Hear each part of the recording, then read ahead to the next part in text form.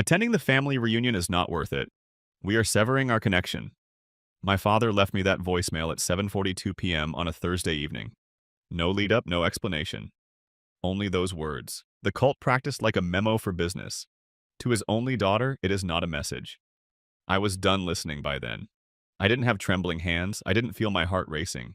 I simply felt motionless, as though it were the first time something I had secretly suspected for years had been publicly verified. I didn't return the call. I didn't inquire as to why. I sent him a text message. 2 words. I get it. I then surreptitiously entered the loan management portal. The one connected to the business property that backed my family's third-generation enterprise was available to me. I also took my name off. The only thing preventing them from going bankrupt or expanding was that signature which was given out of trust 2 years ago. I never thought I'd have to take it back. However, I also never thought that voicemail would disown me. Less than 6 minutes passed. The burden I had been bearing for years had started to lessen by the time I rose from my desk. 13 calls from Dad, 7 from my older brother, 78 missed calls from Mom, and a voicemail from my father's accountant that ended with him yelling, "We're all there," when I woke up 36 hours later. "We must speak right away." I realized they hadn't interrupted me at that point. At last, I had released them. Growing up in a family business teaches you that family is frequently a secondary priority. Richard, my father, established his business in the same manner that he established our home. Hardly any space for softness, rule after rule, brick after brick. He operated a chain of car dealerships throughout the state. I was able to read profit and loss sheets more fluently than bedtime stories by the time I was 12. By the age of 16, I was handling shop number 3's payroll during school vacations. Never was it a request. It was expected. Outsiders are not employed by us. We raise replacements, he used to say. Loyalty served as the unwritten currency, and the company became the family. Decisions were not questioned by you. You didn't voice any complaints, and you most certainly didn't respond. Mason, my older brother, was the heir apparent from the beginning. He could be commended for his potential without having to fulfill any obligations. The invisible backbone, however, was me. Arranging documents, fixing his errors, and controlling his outbursts in investor meetings. My mom didn't get involved. Her duties included entertaining, grinning, and reminding me to be thankful every now and then. For what purpose? For us, your father's building. I worked hard to earn my spot for a long time. I received my Master of Business Administration. At the top of my class. Declined a lucrative offer to stay and assist in growing the company when they wanted to open a new headquarters. I got the best rates, negotiated the lease terms, and didn't think twice when the bank requested a second signer for the operating loan at the last minute. Because I was brought up to think that family was forever, I signed. That I would at last be noticed if I demonstrated my loyalty. I was mistaken. When I questioned some of Mason's expense reports last year, the cracks began to show. He had been billing private dinners as client meetings and personal trips to the company card. My father brushed it off when I brought it up to him. Avoid picking faults with your brother. He is gaining knowledge. To expedite decision-making, they kicked me out of board meetings 2 months later. I was handed edited reports, given hazy updates, and told not to worry about the money. Then the invitation to the reunion arrived. In other words, it didn't. Just that voicemail cult final, which was purposefully scheduled immediately following my submission of a financial report to the bank, highlighting misappropriation of funds under Mason's name. This was no accident. There was a cover-up there. And I was no longer family. I therefore ceased to be their safety net. At that point, things really started to fall apart. The signs were everywhere looking back. However, you become fluent in denial when you grow up yearning for approval. Subtle was the first real crack. I brought up the fact that one of our vendors had submitted duplicate invoices totaling roughly $12,000 in expenses over 3 months during a routine budget review meeting. Anticipating a speedy resolution, I flagged it right away. Mason, however, chuckled. "It's one of my friends. Let it go. Later we'll have better terms." After the meeting, I mentioned it to my father, calmly, in a professional manner. He kept his head down at his desk.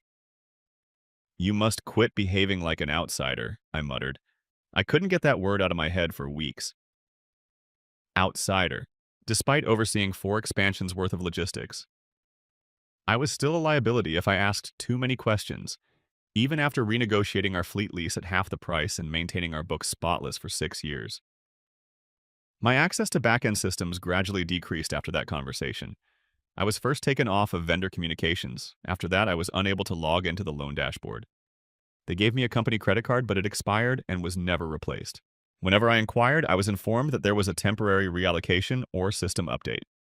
Mason, however, received a new office chair that was more expensive than my first vehicle.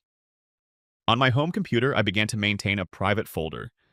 I reactivated an old contact banker who owed me a favor and jokingly requested to look over the loan arrangement of the business. I didn't find anything shocking, it's just disappointing. Two names were used to underwrite the loan that we had taken out 2 years prior to enter regional markets, and that was meant to secure our future. Both mine and my father's, and the payments are hardly being made. The collateral was owned by the company. The terms were worse than near default. Because I had great credit, my name was being used to appease creditors. Since I was debt-free, since I was the one in charge. I wasn't even getting the truth, though. I began gathering as much information as I could, including internal spending reports, emails Mason sent me, and documentation of the fund's allocation. I realized then that this was more than just betrayal.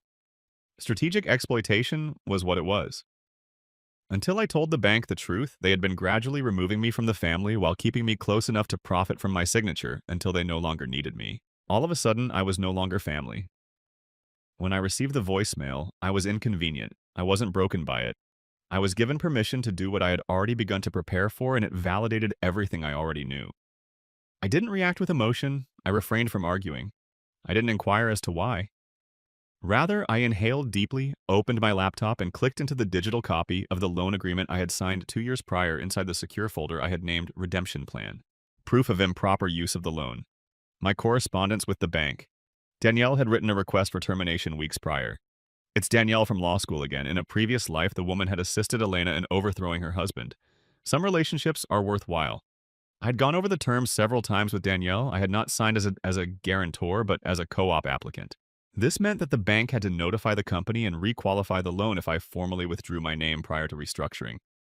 Their financial situation deteriorated without me. One thing Danielle said stuck with me. Don't yell. Warren, don't. Simply shift the brick supporting the wall and allow it to drop. So I did just that. I made the withdrawal online. 4 minutes passed. I then sent the bank an email. My proof that I was being purposefully excluded included vendor fraud, personal financial mismanagement, and modifications to my access. Within an hour, the bank silently froze the account. Not a word to them. To examine the anomalies, they required time. In fact, they were rushing to figure out how dangerous this loan had suddenly become. I also called the accountant while they rushed. Not my father's, but mine. I described the circumstances. We discussed asset protection, the impact on my personal credit, and my exposure. The week before, I would transfer my savings into a trust.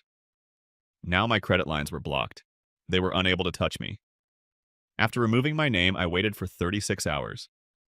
The messages began. Missed calls from my mother. Mason's messages. How on earth did you do that? Now Dad is emailing me. Immediate. And lastly, a trembling, panicked voicemail from his accountant.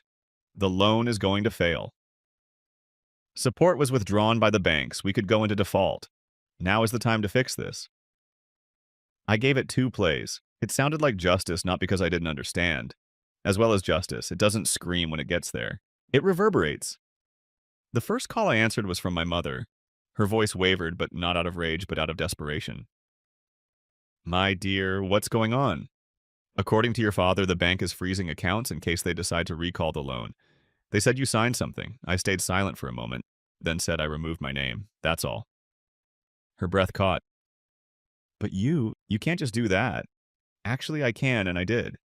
Elena, she whispered, this affects all of us. No, I replied gently. You made sure it didn't click. I didn't know them explained actions. No more. The next day, the family business's accounts were officially marked as non-compliant. The bank sent a formal notice of default review citing evidence of financial misconduct and unauthorized transactions. Mason was listed as the primary financial officer. He tried to blame it on a clerical error. It didn't work.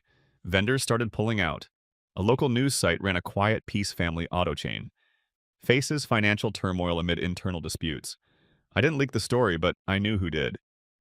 Danielle said it best when she called to update me. When people lose power, they look for someone to blame. They just didn't expect that person to have already walked away. The voicemails became more aggressive from Dad. You ungrateful child. We built that business for you. You're ruining your future from Mason. You think you're so clever, but you'll need us someday from the accounting again. Do you understand what this means? You've destroyed their legacy. What none of them could admit was that they had destroyed it long before I pulled out. They destroyed it when they used my name but denied me a seat at the table. They destroyed it when they decided I was a threat, not a daughter. They destroyed at the moment. They made me invisible. Now the loan was caving in. The trust between partners, gone. The business teetering on collapse. And I was untouched. No legal backlash, no financial liability, just clean credit and a quieter inbox.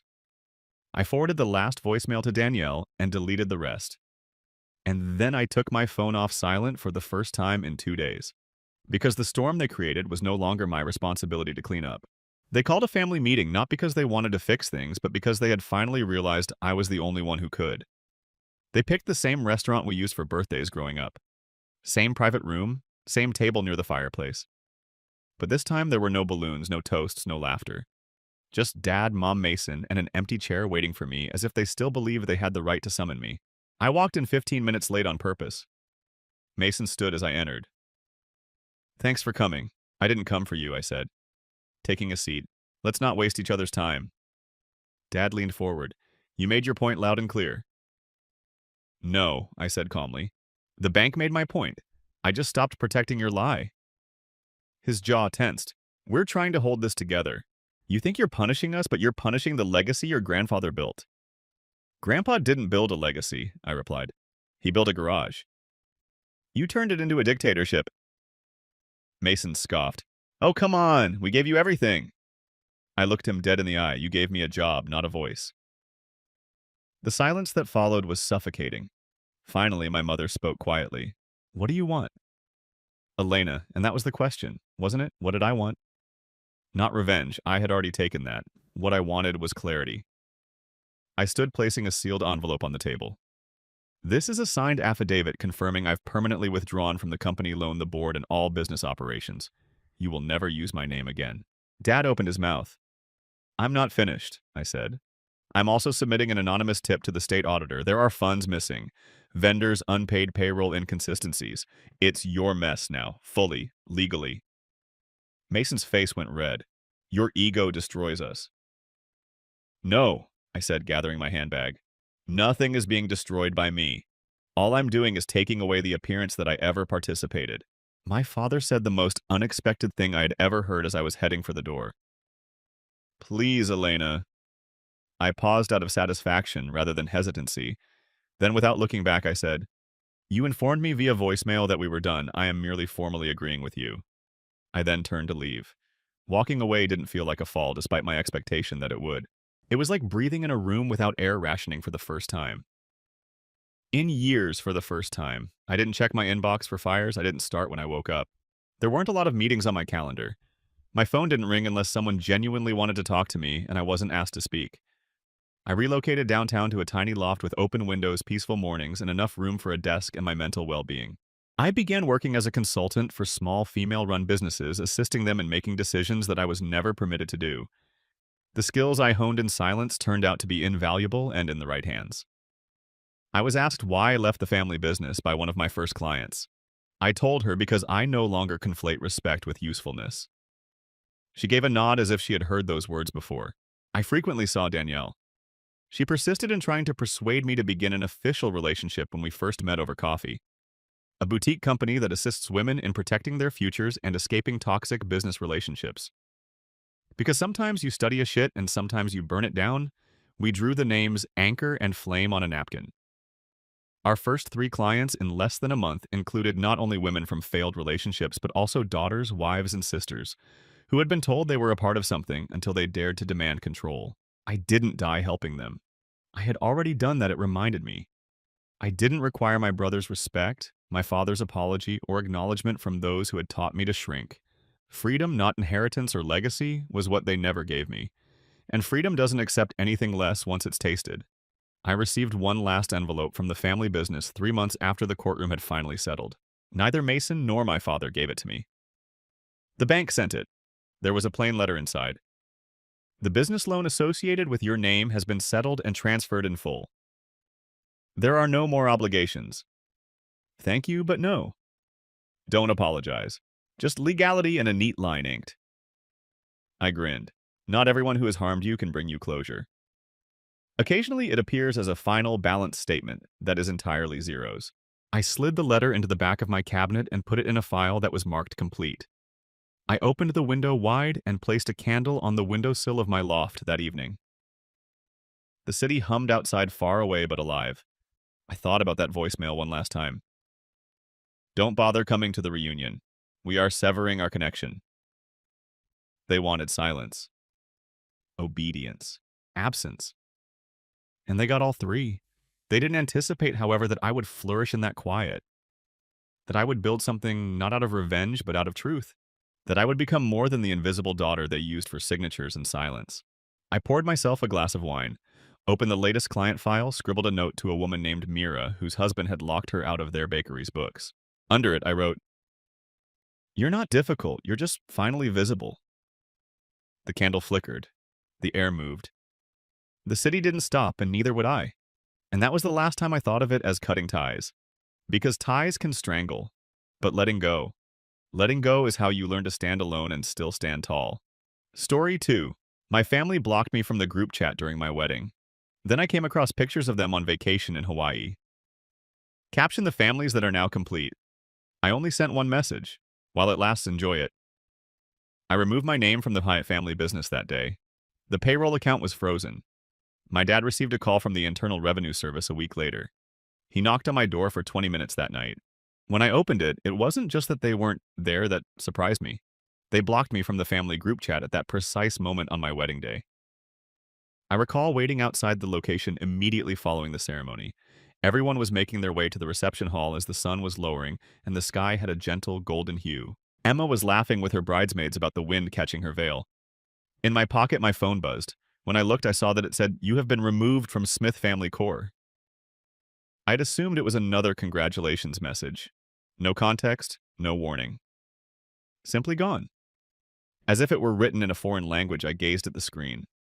My initial thought was that it was an error. Perhaps Caleb accidentally tapped something. Perhaps Dad was trying to change the group photo or mute notifications because he was confused. That group chat has existed for 8 years. Birthdays and holidays, news about the family business, everything passed through it. However, when I attempted to open it, nothing. I couldn't get in. At that point, I became aware that they were absent. Their table was empty of chairs. As a result, the chairs were arranged precisely. Mark, Caleb, Mom, and Dad are all empty. The waiters were constantly checking for tardiness. Alan, my closest friend, asked if they were stuck in traffic. I simply shrugged. I did not want to spoil the night. The fact that they had RSVP'd more than once made matters worse. They had filled out the online form, texted to confirm again the previous month, and even discussed their attire. My mother went to great lengths to avoid conflict with the bridesmaids. Mark invited his girlfriend to attend. "Yes," I replied. They weren't merely anticipated. The damn plan included them. Before taking family pictures, the photographer kept asking if we wanted to wait for them.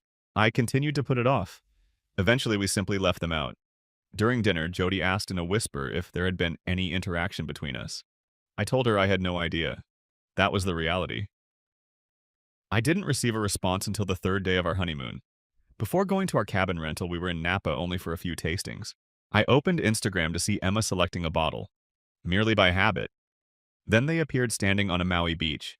They are all 4 smiling, holding cocktails, and wearing matching floral prints. Even his father, who never takes pictures, had Mark's arm around him. The caption said that the family was now complete. I merely sat there. No passion, no tantrum. Simply empty. 2 asides. At first she remained silent. Simply place her hand over mine. I informed her that I had one item to send. From her phone I launched WhatsApp. She typed one message while still in the group. "While it lasts, enjoy it." I opened my laptop after that, Smith wrote. My dad wasn't the only one in logistics. I had been making it a reality for the past 6 years. I was the one who got us online even though we were co-owners. Got the job at Walmart? Half of the logistics were automated. For transactions exceeding $10,000, I would configure the dual signature protocol. He had no idea how to use it. I deleted my name from the company registration after logging in. I put my shares in a holding pattern that resulted in their freezing. I also froze the payroll account, which is crucial. Withdrawals must be approved by me. That Friday was payroll due. I stayed out of the spotlight, did not speak up, let the quiet do the talking. I received a call from an unidentified number a week later. Didn't respond to Dad's CPA's voicemail. The IRS had apparently noticed some disparities. Missing paperwork and 2 years' worth of unpaid state taxes. And the amusing part, they couldn't have produced half of the necessary financial records without me. Before I even got to the front door that night, I heard the knocking. 20 minutes straight. I took a while to respond. I held him up. He was standing there when I opened the door, looking red-faced and sweating as if he had been in hell. And what he said first. "What did you do?" For a few seconds, I allowed the silence to linger. He anticipated that I would recoil, defend myself, or perhaps even offer an apology. I simply waited while leaning against the doorframe. He moved forward as if he were going to enter. I remained motionless. "The payroll was frozen by you. Are you aware of your action?" I gave a nod. "Yes, I am fully aware of my actions." He would get somewhere if he continued to talk like that. Claimed that the drivers threatened to walk. That was already in the warehouse crew's possession. Penalties for missing deadlines were demanded by 2 clients. Claimed that because my credentials were linked to the online reporting, the accountant was unable to even file. The one thing he believed would shake me was then dropped. This morning the IRS called. 5 years' worth of returns are being examined. 5. They believe we have been concealing our earnings. If this isn't fixed, we're all going to collapse. That word struck a different chord. We're all falling. I reminded him that the one guy they excluded from the family chat on his wedding day was not included in this. Apparently, that included everyone who could travel to Hawaii and pretend I didn't exist while grinning for the camera. He attempted to explain that it was simply a bad moment, and that they needed space, and that it wasn't personal. My wedding gave you the space you needed. That momentarily silenced him. He quickly changed to anger, claimed that I was being childish, petty, and discarding everything we had worked so hard to build. Then he took a folded piece of paper out of his jacket. After weighing it once, he threw it between us on the floor. I signed the same document 3 years ago, and it was a copy. I had forgotten a clause that was hidden in the early partnership filings. Under certain circumstances, it granted him some partial authority to override financial freezes. However, those requirements necessitated evidence of carelessness or deliberate injury. He was going to accuse me of undermining the business. That I did it maliciously. Even though he was bluffing, it was enough to keep the days that followed interesting. His attorney sent a cease and desist letter by Monday. I had responded to mine by Tuesday with a thorough audit of all the financial decisions I had made since joining, including the ones I had flagged over the years, all of which I had screenshots of and several of which had verged on tax fraud. I kept most of it from Emma. Although she was aware of the outline, I spared her the anxiety. Before my family's chaos spilt into our new life, I wanted her to have at least a few days of peace after we returned from our honeymoon. For the first time in 2 months, Mom texted on Wednesday. "Could we please have a conversation? This is becoming unmanageable." No explanation, no apology. A tiny, delicate olive branch tossed like a discarded tissue. The situation changed by Thursday when the CPA began contacting me directly, even though I didn't reply. Stated quietly that the IRS was investigating more than just the company. They were investigating Caleb, a phony vendor, offshore accounts, and Dad's personal finances. The IRS wasn't merely snooping. They were hunting. And I still hadn't done a single thing. Emma and I were wrapping up our lunch when the call came in. For the first time since the wedding, we had been organizing thank you notes at the dinner table. Things seemed to be starting to calm down. My phone buzzed with an unknown number while we were making jokes about who had the worst handwriting. I took a step back and replied, Richard was the one. A CPA, the family business, and a man I had only spoken to twice in 6 years, and only when something was amiss. He wasted no time. "Listen, David, you should be aware of what's going on, even though I know you're no longer involved." He spoke in a sharp click. I didn't even inquire about how he obtained my number. I simply listened. As it happens, the payroll account did more than just bounce a few paychecks when I froze it. It interrupted a mid-transfer transaction that the bank's compliance team had flagged for audit. The account belonged to a shell company that purportedly maintained fleet software. However, that vendor was non-existent. The vendor's founding documents listed the address as a mailbox store in Nevada. Caleb. At that point, everything began to make sense. Why did Caleb always participate in the business in such a casual manner? Why he never had to describe his actual actions? "How bad is it?" I asked Richard. After a brief silence, he stated that the IRS had now referred the matter to a criminal investigator. They examined every transaction over the previous 5 years, not just one. My father had used my digital signature on a number of documents that I hadn't even seen, and it seems that my withdrawal had revealed the chain of irregularities, fake invoices, inflated contracts, and unreported foreign income. I sat with it for a while after hanging up. I could have left at that moment. See them burn. However, I was still in charge of the backup server, which I had configured for complete financial transparency. It contained all of my emails, contracts, invoices, and approvals, and nobody could access it without my password. I simply locked the system remotely. I didn't even need to remove anything. Emma asked if there was a problem when she noticed me working. I informed her that there was no point in trying to fix it at this time. I received a text from a Jody later that night. The IRS called again and said, "Your dad is in a spiral. Caleb hasn't had any sleep. Your mother is going crazy." It was not gratifying, not just yet. It seemed inevitable. Then I heard a knock at about 9 o'clock at night. Before I looked, I knew it was him. Dad was standing there, the same outfit as last week. His hair was unkempt as if he had spent the entire day rubbing it through. I didn't have to invite him inside before he accepted. A thick envelope was just thrust into my chest. "Go through it. In all of this, you are not innocent. Right here." I remained at the door and slowly opened it. There were printed emails with excerpts of correspondence from 2 years ago between me and a logistics client. I recall that transaction, though, because my name was on the approval line of a big shipment contract. A standard delivery quote was approved by me. He was the one who later changed the invoice to conceal excess money and inflate the delivery cost. "If the IRS sees those emails out of context, they won't just come after me," he said, leaning in. "They will also pursue me." He believed that I would drop everything because I would be afraid. Unfreeze the accounts, log back in, and assist them in cleaning up the mess. Not even blinking. I wish you luck in that endeavor. I said, "You changed those figures." "Not me." His voice changed. After attempting to persuade me, he said that we could clean it up together if I returned right away. Claimed that they erred by skipping the wedding and that it is still a family business. However, we can get past that. He had never even brought it up before, and he believed that was sufficient. All of this would be resolved if he made a passing reference to leaving me on the most significant day of my life. I simply gave a headshake. "That bridge was destroyed by you. You're angry now. The fire is getting bigger." He remained motionless for an additional moment as if he had something more to say. He turned and proceeded down the driveway after that. I locked the door after closing it. Not to be safe, to illustrate a point, our former legal counsel sent me an email the following morning. It seems that my dad was attempting to raise liquid cash by selling company shares to a third party in a panic sale, but he was unsuccessful. Every significant asset still had my name attached to it, and the investigation was now as well. I anticipated repercussions, irate texts, threats, and perhaps even a last-ditch voicemail from my mother attempting to mend things. Hearing from someone I hadn't spoken to in more than 10 years was unexpected. I received an email on Friday morning from someone I hadn't seen since high school. My dad's estranged younger brother is Uncle Grant. When I was still in college, he had been forced out of the company. I was always told that he caused issues with the board and mismanaged funds. He sent a brief email. I heard what was going on. I waited for someone to notice it at last. "Meet me if you want the full picture. Everything is mine."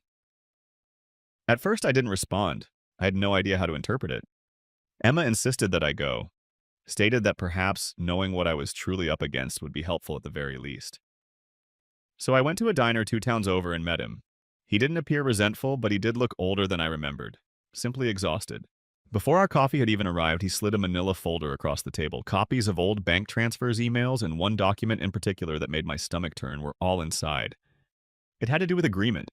Day-to-day 8 years ago with Uncle Grant's and my dad's signature. The rationale behind the acquisition. Not poor management. Silence, not failure. Uncle Grant had reportedly learnt that Dad and Caleb had been using surplus warehouse lease income to fund a side venture, a private shell company operating under Mom's name that purchased and sold commercial trucks at exorbitant prices primarily to our own business. The scam was full circle, draining the company's resources while enriching themselves. Grant would disappear and never talk about it again after learning that it offered him a payout on one condition. He kept the documents in case something went wrong, but he accepted the deal. Now that the walls were closing in and the IRS was circling, he thought it was time for someone else to find out. I took it all, I scanned it, twice backed it up, I thanked him and walked away. The following day, I received a request from Smith and Rose's legal team to attend a mediation call immediately. They wanted to get everything settled as soon as possible. Offer me a discreet buyout of all my shares in return for granting me access to the servers and locked accounts.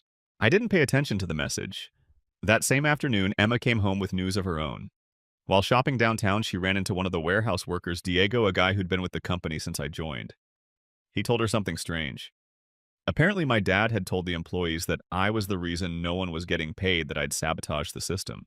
After a fight with my brothers, he was trying to turn them against me, said I was bitter and unstable. I didn't even get mad. I just laughed because by Sunday, something happened that none of them expected. The IRS didn't just freeze the business accounts, they froze the personal ones too. My dad's, my mom's, and Caleb's, all pending formal investigation. No access, no transfers, no warnings. Emma and I were having dinner when I got the alert. All three of them were on a list of financial holds issued as part of the wider fraud probe. They were locked out of their money. Everything. I set my foot down, leaned back, and smiled. The house of cards wasn't just falling now. It had collapsed. Monday morning, I woke up to 33 missed calls, 9 from that 10 from Mom. The rest split between Mark and Caleb. Not a single voicemail, just silent panic. By noon, I had received 2 emails from the IRS requesting copies of the backup financial records, specifically the archived correspondence contracts and vendor activity that only I could access. I didn't respond yet. I wanted them to sweat. That evening, I got an unexpected knock. Emma checked the people first. It was my mother. I hadn't seen her since Christmas 2 years ago. She always preferred to play the quiet partner in family disasters. Passive smiling. Never directly responsible. But this time, she was the one standing on our doorstep, gripping her purse like it was the last stable thing in her life. She asked to come in. Emma left the room. We sat in silence for a few seconds, and then she launched into a rehearsed apology. She said she didn't know the full story. That she never agreed to skip the wedding. That Dad had convinced her it would be less tense if they just went away for the weekend. She insisted she tried to call. I told her she could have tried harder. Told her I'd seen the group photo, the one with the caption about the family finally being whole. She shifted gears fast, said they were in trouble, that the IRS freeze meant they couldn't pay their mortgage, their credit cards, even their groceries. She said Dad was falling apart, that Caleb had a breakdown, and that the company would be destroyed if I didn't help with everything we had built over the years. She then said something that chilled me to the bone. We are aware that there is an emergency fund. I went cold. Emma and I had arranged for that years ago. A different investment account that is in my name. Bound by a trust. Not even in the company's operations. We did not record it. Few people were aware of its existence. How, I inquired. She paused. It's possible that your father took some bank records from when you two had joint authority. He believes that funds ought to be reinvested in the company. Without the company, you would not have had it. She spoke as though it made sense, as if she thought it was true. I got to my feet. I don't give a damn about his opinion. We own that money. On my wedding day, you all abandoned me. I owe you nothing. She pleaded, said the words literally, please. She then made one final attempt at a card. Your dad is going to go public if you don't help. Let's say you planned this and manipulated the books. I chuckled. She winced. They wanted to drag me down with them as they were cornered and drowning. I assured her that I had no plans to halt the inquiry, that I was only holding off on sending the IRS the entire archive because I wanted to see how far they would go. After a moment of stunned silence, she walked away without saying anything more. I turned in all of the emails, backup files, transaction logs, and Uncle Grant's paperwork the following morning. After shutting down the laptop, I took Emma to brunch. Allowed them to burn. The investigation officially began 3 days after I sent the archive to the IRS. I was informed that it made the news by Emma. Due to years of tax evasion, a family-owned goods company is currently under federal audit. No names were given, but anyone in the area who knew the Smiths could figure it out. Friends began sending each other texts. Some of my former coworkers contacted me, some in disbelief, some simply to say they always sensed something wasn't right. My father sent me the last message I had ever read that evening. It was a screen grab of a court document written by his lawyer in which he accused me of violating a fiduciary duty, causing harm to the business, and putting the whole family under financial and emotional strain. He threatened to file a civil lawsuit if I didn't remove the documents. The number was blocked by me, without hesitation. I then deleted my name, email profile, and everything else after logging into the company portal, which was one of the few things that was still operational. Not in retaliation, not with malice, merely because the moment had come. A few hours later, Mark attempted to call. This time he left a voicemail, claimed that I had overreached. claimed that I ought to have dealt with this within the family. I misunderstood the situation, and we could have had a conversation according to a paragraph that Caleb sent me via email. It's funny, on my wedding day, nobody wanted to talk. All of them failed to appear, not a single message. However, they discovered their voices when their house was being audited and their accounts were frozen. I didn't respond. They all made decisions. I broke off all communication. I wasn't spiteful when I blocked them. I simply didn't want their poison to continue seeping into the things Emma and I had created.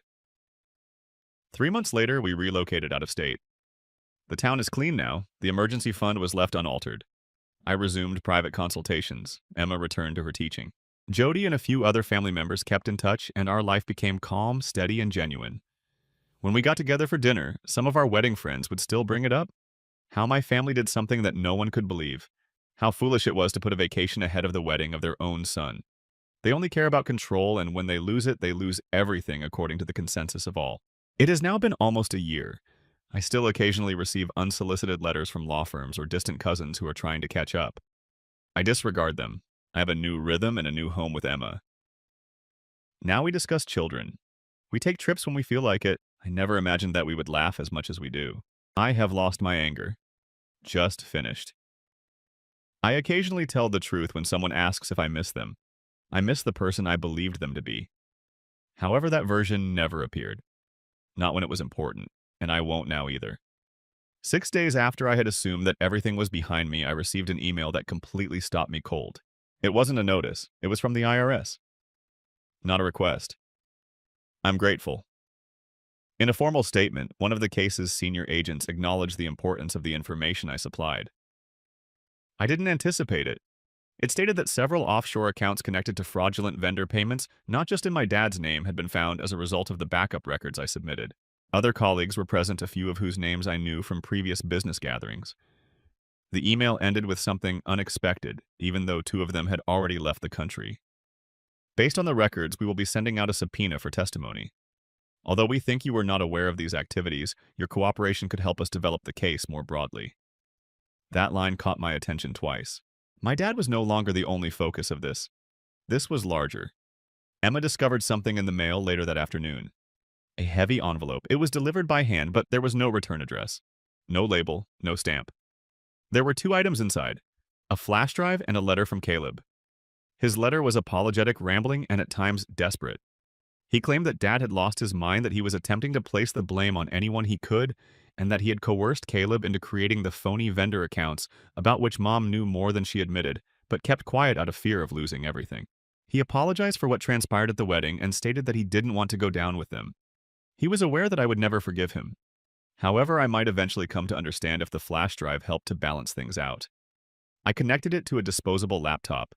It contained spreadsheets, voice memos, internal emails, and even a few videos. In one of them, the father was laughing while speaking with someone in another country about how the child signs everything I put in front of him. I was that person. Another showed him describing to Caleb how to avoid banking thresholds by dividing vendor payments into smaller batches. It was sealed. I sent a brief message with all of this information to the IRS contact. Another present. Emma and I sat on the porch that evening. We said very little. Just observed the rolling breeze and the darkening sky, and I came to a realization. This was no longer retaliation. It was taking something away. A last cleaning out of everything that attempted to ruin what ought to have been my greatest day ever. Into a betrayed memory. It was just over now. And for good this time. Story 3. After using my uncle's money to take a lavish vacation, my parents expelled me and declared me not family until they realized their mistake. I'm Lisa, a 34-year-old woman who works as a project manager for a tech company in Seattle, Washington. I'm proud to say that I've established a nice life for myself, earning a relatively comfortable $135,000 annually. However, I wasn't handed it. It's the outcome of many hours of labor, careful planning, and hard work. Although I didn't have it easy as a child, my sister Amanda, who's 36 years old, certainly did. She is referred to as the family's golden girl, literally. Blonde and vivacious, she has always been the life of the party. She was treated like the next big thing by my parents and Mike. In all honesty, I believe that her blonde hair played a significant role. They've always had this strange notion that she was unique because she was blonde, which I know sounds absurd. Amanda's childhood was the epitome of perfection. Nothing ever required her to work for it. In addition to buying her a car and covering her college expenses, my parents also assisted her with the down payment on her first home. In the meantime, I took a different route. During my time in college, I worked part-time jobs, lived off of scholarships, and barely made ends meet by paying my bills and rent. I had no debt when I graduated, but I was exhausted. One of the few people who took notice of my diligence was Uncle Robert, my mother's brother. He started his real estate business from nothing and became a self-made millionaire. He has always been very giving to our family because he never had children of his own. But he's the type of guy who thinks you have to work for what you have. He therefore respected that I was fending for myself, even though he provided financial support for Amanda and my parents. The opulent lifestyle that Amanda and her spouse Brian lead is all smoke and mirrors. The amusing thing is that Amanda has a ton of carefully chosen vacation pictures on her Instagram. Private school functions, expensive dining out, Noah and my nephews. However, if you look behind the scenes, Uncle Robert owns all of the money. Neither she nor Brian have actual jobs. Amanda has never worked a day in her life, and Brian is technically in sales, but he's only average at best. She identifies as a full-time mother. Let's be honest, though, she has a nanny. My folks. Uncle Robert provides all of the funding for two. He pays their monthly expenses and medical bills, and they reside in a lovely retirement community in Arizona. They never really saved much for retirement because my mom was a teacher and my dad worked in factories for the majority of his life. However, they don't appear to feel bad about depending on Uncle Robert. They behave as though they were born with it. You're the only one in this family who understands what it's like to stand on your own 2 feet. Uncle Robert once told me. It felt like someone had finally recognized my struggle, so hearing that meant the world to me. Although I am aware that Amanda is upset with me for our relationship, the fact is that she couldn't live without him. To be honest, I don't have any expectations of my parents, and I'm fine with that. Watching them continuously indulge Amanda while pretending she's a saint for spending money that isn't even hers is just difficult. The thing that aggravates me the most is Amanda's superiority complex. She is always showing off her lifestyle and making disparaging remarks about how I work too much or lack the ability to enjoy life. In actuality, though, I'm content. Even though my life isn't as glamorous as hers, it's still mine and real. I sometimes question whether Amanda is even aware of her good fortune. She has never really had to struggle, in my opinion, and it shows in the way she despises me for being independent. She believes she is succeeding in life. However, all I see is someone who is totally reliant on other people. Being a part of this family can feel like a never-ending uphill battle this Christmas, even though I adore Uncle Robert. Let's say that things got out of hand. Uncle Robert therefore takes the family on a lavish vacation every Christmas. I'm not going to lie, we've been doing it for years. For a few days, it's pleasant. We stay in opulent hotels, enjoy delicious meals, and occasionally get along. To be honest, I believe Uncle Robert uses his extravagant behavior as a means of maintaining family unity. Because we now all reside in different states. He chose an Aspen ski resort this year. Even though I'm not very good at skiing, I was still thrilled because, come on, Aspen is beautiful in December. Furthermore, I don't take lavish vacations every day. In retrospect, Uncle Robert's biggest error was assigning Amanda to handle all of the booking, but he has always trusted her to do so, presumably because she has plenty of free time and nothing else to do. I considered volunteering, but I didn't want to offend anyone. Even though she's only using Uncle Robert's money to book things, Amanda loves being the planner because it allows her to claim credit for everything. I reasoned that what could possibly go wrong in any case, due to work, I booked my flight and arrived in Aspen a little later than everyone else. I had to finish up before I left because my company had a big project deadline. After hauling my suitcase through the snow, I reached the resort at about 400 in the afternoon. There were charming little cabins, snow-covered mountains, and sparkling lights strung up everywhere in this stunning photo. It resembled a scene from a Christmas film. Even more amazing was the main lodge. Vaulted ceilings, floor-to-ceiling windows overlooking the mountains, and a massive stone fireplace. Families were enjoying hot chocolate while relaxing by the fire. Everyone appeared to be having a great time, and couples were arriving from the slopes. I expected a seamless, welcoming experience when I approached the front desk to check in, but instead I got this perplexed look from the clerk. "I apologize, ma'am," she said, frantically typing on her computer. "Under your name, we don't have a reservation." I initially assumed that perhaps Amanda had simply forgotten to add me. Error to occur. However, Amanda remembered that she had done it intentionally. I could tell she was going to make a smug, passive-aggressive remark as soon as she entered the lobby. This was just another instance of Amanda's ability to use any circumstance as an opportunity to feel better than others. She arrived with the appearance of someone filming a commercial for a designer of winter coats, a huge smile that could shatter glass and flawless blonde hair. "Oh, Lisa," she said, seeming taken aback by my presence. "I only reserved rooms for the actual family, didn't I tell you? Not to mention Mom and Dad, Brian, Noah, and me. Never in my life have I been so stunned into silence. How do you even react to that kind of thing?" It was pretty obvious that she didn't think of me as belonging to the group when she said real family. Additionally, she showed no remorse at all. That was the icing on the cake. I looked at my parents in the hopes that they would intervene and speak, but they chose to avoid making eye contact. They were embarrassed, but not enough to take any concrete action. Amanda continued. She never knows when to stop, of course. "But you're very self-sufficient, aren't you?" She spoke in her phony sweet voice, which she uses to mock you while feigning kindness. "You can probably find something close by." Then she chuckled, as if the entire situation were a joke. My face was starting to get hot, but I didn't want her to see me in a bad mood. Over the years, I've discovered that Amanda enjoys making others feel insignificant, so the best strategy to deal with her is to pretend she doesn't bother you. I inhaled deeply, made myself smile, and said, "Okay, have a great holiday." After that, I picked up my bag and left. I could feel Amanda's arrogant eyes on my back as I walked out of the lobby. I wasn't going to let her spoil my trip, even though she likely believed she had triumphed and humiliated me to some extent. To tell the truth, Amanda had previously pulled a similar prank. She has been the queen of exclusion for all time, either by inadvertently failing to invite me to family dinners or by purposefully keeping plans a secret until it's too late for me to attend. Reminding me that I don't belong in her eyes seems to give her a sick sense of satisfaction. Additionally, my parents have consistently allowed her to get away with it. They acted as though she was innocent. Furthermore, nothing has changed. If anything, as we've aged, they've become more enabling. "Oh, they'll say that's just Amanda." Or perhaps she didn't mean it that way, as though there were no actual repercussions for what she did. This, however, felt different. This was not merely a casual get-together or dinner. It was Christmas, a time for the family, and she knew how painful it would be, so she purposefully left me out. When I finally stepped outside, I was furious. Despite the cold air hitting my face, I remained unfazed. Determined to find another place to stay, I took out my phone and began searching for hotels in the area. I had no intention of scuttling back to Amanda or my parents and pleading for a bed.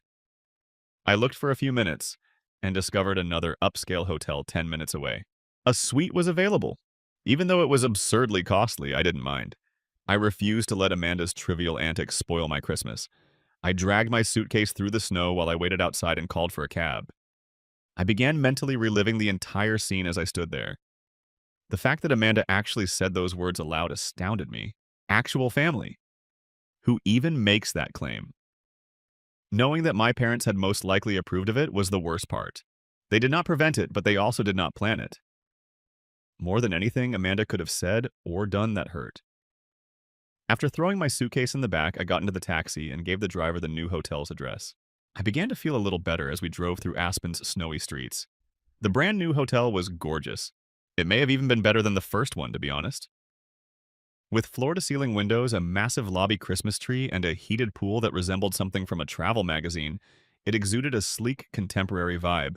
My suite was crazy. I already had plans to spend half the night in the soaking tub, the fireplace, and the large windows that overlook the mountains. After I got settled, I began to consider how I didn't want to be by myself for Christmas. Don't get me wrong, I enjoy spending time alone, but I wanted to be with people I genuinely liked, and it was Christmas. That's when I thought of Sarah and Rachel, my two closest friends. Everyone needs friends like Sarah and Rachel, the kind who will drop everything for you in a pinch, and who never fail to lift your spirits. This year, neither of them had any major plans for Christmas. Rachel had recently experienced a breakup and wasn't in the mood to celebrate, and Sarah's family was out of town. First, I gave Sarah a call. "Hello, what are your thoughts on spending Christmas in Aspen?" She chuckled. "Are you serious?" I was dead serious. "I don't want to spend my vacation alone, and I have a suite at this fantastic hotel. Come spend some time together." Sarah made no hesitation at all. "I'm on board as soon as we can. Rachel and I will arrive." When they arrived later that day, I felt as though a burden had been removed. After exchanging hugs and catching up on everything, we started transforming the suite into our own private Christmas retreat. We ordered room service as our first action. Everything from burgers to fries to desserts, you name it. After that, we made the decision to use the hot tub, which was the most soothing thing I've ever done.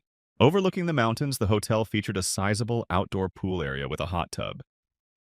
I felt like I was on vacation for the first time that day as the steam rose into the chilly night air. We began discussing the entire matter with Amanda while we were seated in the hot tub. Sarah was incredulous. In fact, she claimed that you were not a member of the true family. Rachel shook her head. She's always been a piece of work, but this is a new low. Honestly, you're better off not spending Christmas with her. They weren't wrong. The more I thought about it, the more I realized that being excluded was actually a blessing in disguise. I got to spend the holiday with people who genuinely cared about me rather than having to put up with Amanda's rudeness and my parents' partiality. We returned to the suite later that evening and turned on some Christmas tunes. We laughed until our sides ached at way too much chocolate and danced around in our pajamas. We felt like children once more, enjoying a sleepover while putting all other concerns aside. I made the decision to share a couple of Instagram stories at one point. My intention was not to be petty. Well, I may have been a bit petty, but I wanted Amanda to know that my vacation wasn't ruined by her small antics. I shared a picture of our ridiculous room service, spread a video of us dancing in the suite, and a video of us in the hot tub with the mountains in the background. As it turned out, Amanda was the first to see them. Through the screen, I could almost feel her rage. It's likely that she couldn't tolerate the notion that I was enjoying myself more than she was. Amanda must have gone crazy when she saw me content and unconcerned because she's the type of person who loves attention. We ordered breakfast in bed when we woke up late the following morning. We watched corny Christmas movies as we ate these enormous trays of waffles, eggs, bacon, and freshly squeezed orange juice that the hotel had brought. I had the most laid-back Christmas morning in a long time. You know, this might be the best Christmas I've ever had, Sarah said to me at one point. Likewise, Rachel concurred. Just good friends and delicious food, no drama or stress. This ought to become a custom. Sincerely, I was beginning to experience the same emotions. The ironic thing is that I didn't think about Amanda and my family as much the more fun we had. Presumably they were back at the original resort going about their daily business as usual, ignoring all the cracks beneath the surface and acting as though everything was fine. I didn't feel like I was missing out for once by night. About so. We made the decision to get dressed up and head to one of the hotel's upscale restaurants that evening. The ambiance was warm and joyous, and the food was fantastic. We discussed a wide range of topics, including relationships, work, and our plans for the upcoming year. By the end of the evening, I felt completely different. I understood as we made our way back to the suite that Amanda's exclusion had in fact given me the greatest gift of all, the opportunity to celebrate Christmas with those who really mattered.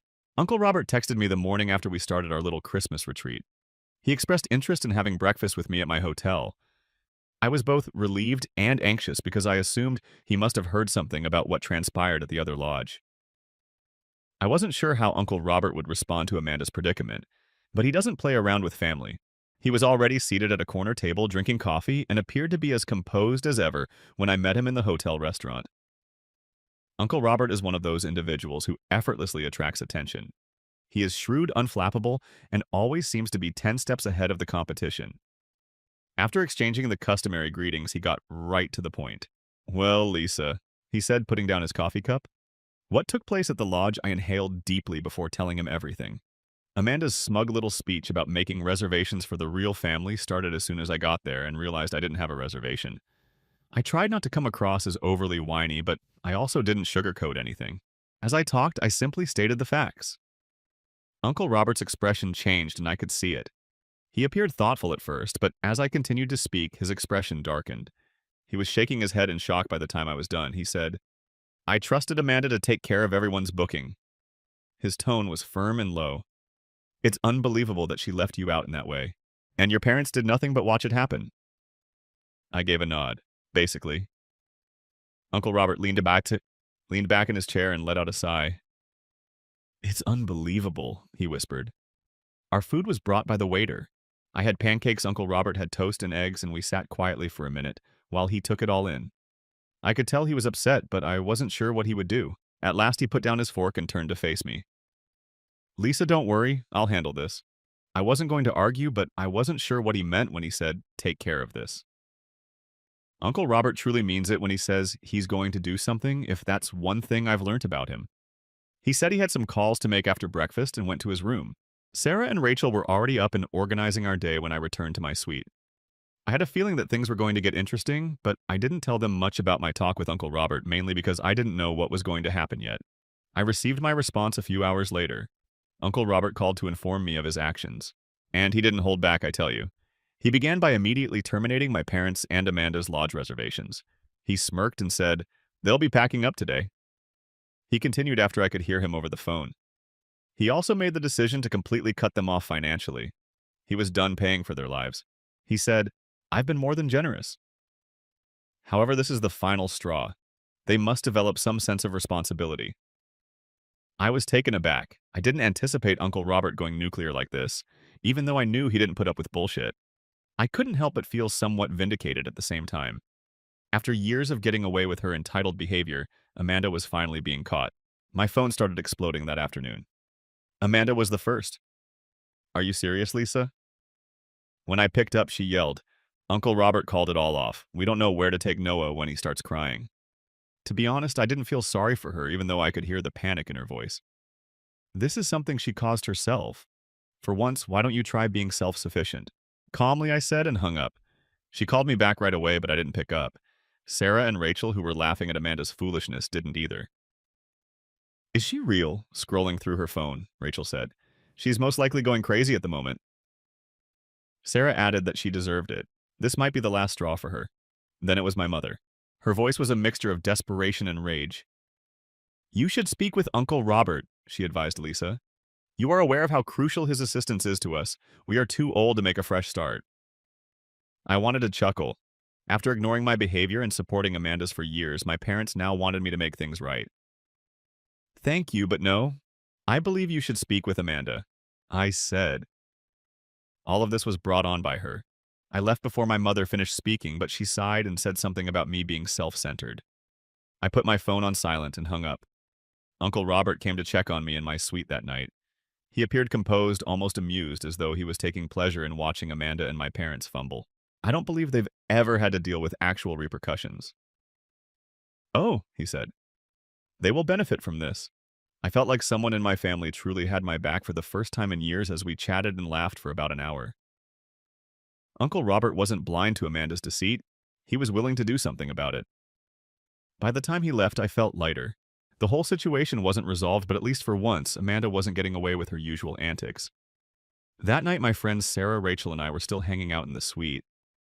We were lounging around eating snacks, watching Christmas movies, and scrolling through our phones. Honestly, it was probably the most relaxed I'd been all year. I posted a few more Instagram stories earlier in the day. Pictures of the fireplace in the suite, our room service spread, and a clip of us playing charades and cracking up. Nothing too crazy, just us having a good time.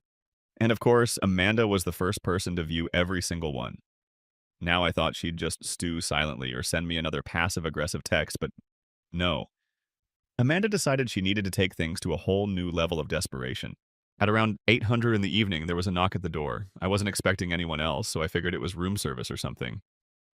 Sarah got up to answer it, and when she opened the door, there was Amanda. "Hey, girls," Amanda said, waltzing in like she was the guest of honor. She was dressed to the nines as usual. Perfect makeup, some kind of sparkly holiday outfit, and that fake, cheery smile plastered across her face. The three of us just stared at her like, what the hell is she doing here? Amanda didn't seem to notice the awkward silence. She plopped herself down on one of the chairs and started making herself comfortable like we'd invited her to the party. "Wow, Lisa, this suite is amazing. You guys look like you're having so much fun." "Mind if I join?" I could feel my blood boiling. She had the nerve to act like nothing had happened, as if she hadn't purposely excluded me from the family trip and left me to fend for myself. And now, after Uncle Robert canceled her little holiday fantasy, she thought she could just show up and crash my night. I stood up and walked over to where she was sitting. "Amanda," I said, keeping my voice calm but firm. "You weren't invited. Leave." She looked up at me completely unfazed. "Oh, come on, Lisa," she said with a laugh. "Don't be so uptight. It's Christmas." I crossed my arms and stared her down. "It is Christmas," I said, "and you tried to ruin mine. Get out for a second." I thought she might argue, but then she realized I wasn't messing around. Her face turned bright red, and she stood up, grabbing her purse. "Fine," she snapped, "but you don't have to be so rude about it." She stormed out, slamming the door behind her as soon as she was gone. The three of us just burst out laughing. It was so ridiculous that it didn't even feel real. "Did that seriously just happen?" Rachel said, shaking her head. What is wrong with her? She's delusional, Sarah said. She thinks the whole world revolves around her, and now that it doesn't, she doesn't know what to do. I couldn't argue with that. Being the center of attention and getting what she wants is the foundation of Amanda's entire identity. Her lack of self-awareness was demonstrated by the fact that in less than a day she had gone from excluding me to interrupting my plans. For a while we made jokes about it and speculated about her next move. According to Sarah, she's most likely sitting in her car right now, texting everyone she knows about how cruel you were, or looking for a different party to crash. To be honest, I didn't give a damn about Amanda's actions after she left, Rachel added. That she was no longer ruining my night was all that mattered to me. After preparing some popcorn and turning on the Christmas movie once more, we resumed our enjoyment. Naturally, though, Amanda was unable to ignore it. My phone began buzzing with texts about an hour later. The first one said, "After everything I've done for you, I can't believe how you treated me. How do you pay me back?" In fact, when I read that, I burst out laughing. She has done everything for me, such as the guilt-tripping texts followed. "Noah couldn't have been happier to see you this Christmas. He has spent the entire day inquiring about you, and now he is crying because he was unable to see his aunt. How could you harm him like this?" Indeed, the traditional think of the kids strategy. When Amanda is in the wrong, she loves to use Noah as a shield. It seems as though she believes that if she brings up her child, I will magically forget about her actions. My favorite text was the last one. "Lisa, you've changed a lot. I used to think you were a thoughtful and kind person, but now I realize how self-centered you are. Happy Christmas. I hope you're content." Sarah and Rachel were laughing uncontrollably when I showed them the text. She made a concerted effort to paint you as the bad guy. "Oh," Rachel said. "Unbelievable." Sarah stated that she is simply upset that you are no longer contributing to her drama. They were correct. I'd ignored Amanda's actions for years because I didn't want to upset anyone. But she had no idea how to respond now that I was advocating for myself. I didn't even bother answering her messages. Tried to reason with her now, but there was no point. No matter what I said, Amanda would continue to believe whatever she wanted to believe. We ended up having a great time, and the remainder of the evening was drama-free. In retrospect, I believe Amanda's small antics increased my gratitude for my friends. They didn't think twice about calling Amanda out for her, and they supported me when my own family didn't. No sense. Not even a month had gone by when I went to bed, but I felt as though I had officially put an end to Amanda's drama, both literally and figuratively, after Christmas. My parents were in full-fledged crisis mode, Amanda. To be honest, it was a train wreck. What's the worst? They were solely responsible for it. First, let's talk about Amanda. Her whole phony life fell apart after Uncle Robert interrupted her. She and Brian had to sell their enormous home because they were no longer able to pay the mortgage. They looked for something comparable in a less expensive location, but clearly that was not possible. They consequently found themselves in this small rental home outside of their town. Amanda also made a huge deal out of it. She assured everyone who would listen that they would soon be back on their feet and that the move was only temporary. We all knew the truth, though. They were going to drown. Without Uncle Robert's assistance, she had nothing left to fall back on because she was already maxed out on her credit cards. Noah was forced to transfer to the local public school after being pulled from his upscale private school about which Amanda was always boasting. Naturally, Amanda made it seem as though she was a martyr for doing it. She said, "We just want Noah to have a more grounded experience."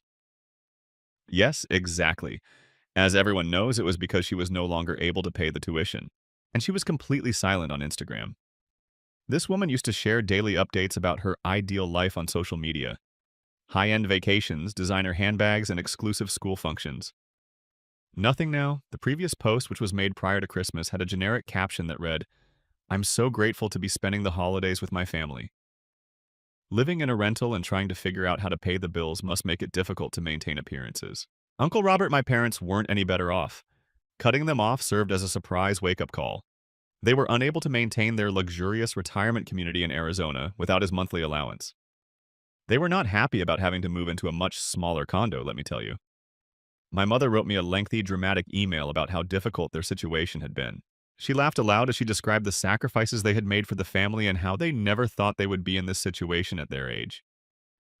"We only stayed in that retirement community to make room for you and Amanda to come visit." She even tried to guilt me by saying, as in really, they probably simply enjoyed the free golf and on-site spa. My dad even sent me an email at one point asking if I could persuade Uncle Robert to change his mind. "He's getting older, and I think he made this decision out of anger," he said. "The only person who can make sense to him is you." I didn't respond to that because I didn't even know how. These are the same individuals who allowed Amanda to keep me out of Christmas after all. They now wanted my assistance. Thank you, but no. Uncle Robert had already made up his mind and I had no intention of interfering. My life, on the other hand, was entirely different from theirs. I was able to avoid the typical family drama for a change. I returned to Seattle after Christmas, resumed my job, and concentrated on the things that truly mattered. I received some wonderful news a week after returning home. I was elevated to the position of senior project manager. It also included a nice pay increase, which was ideal because I had overspent on that Aspen suite. I was also seeing good returns on my investments. Saving for the future has been my main priority, and it's paying off. Having that financial stability is crucial, particularly in light of Amanda's and my parents' current circumstances. Uncle Robert wrote me a handwritten note on my birthday a few weeks later. It was just a plain card with a very meaningful message for me. Nothing fancy.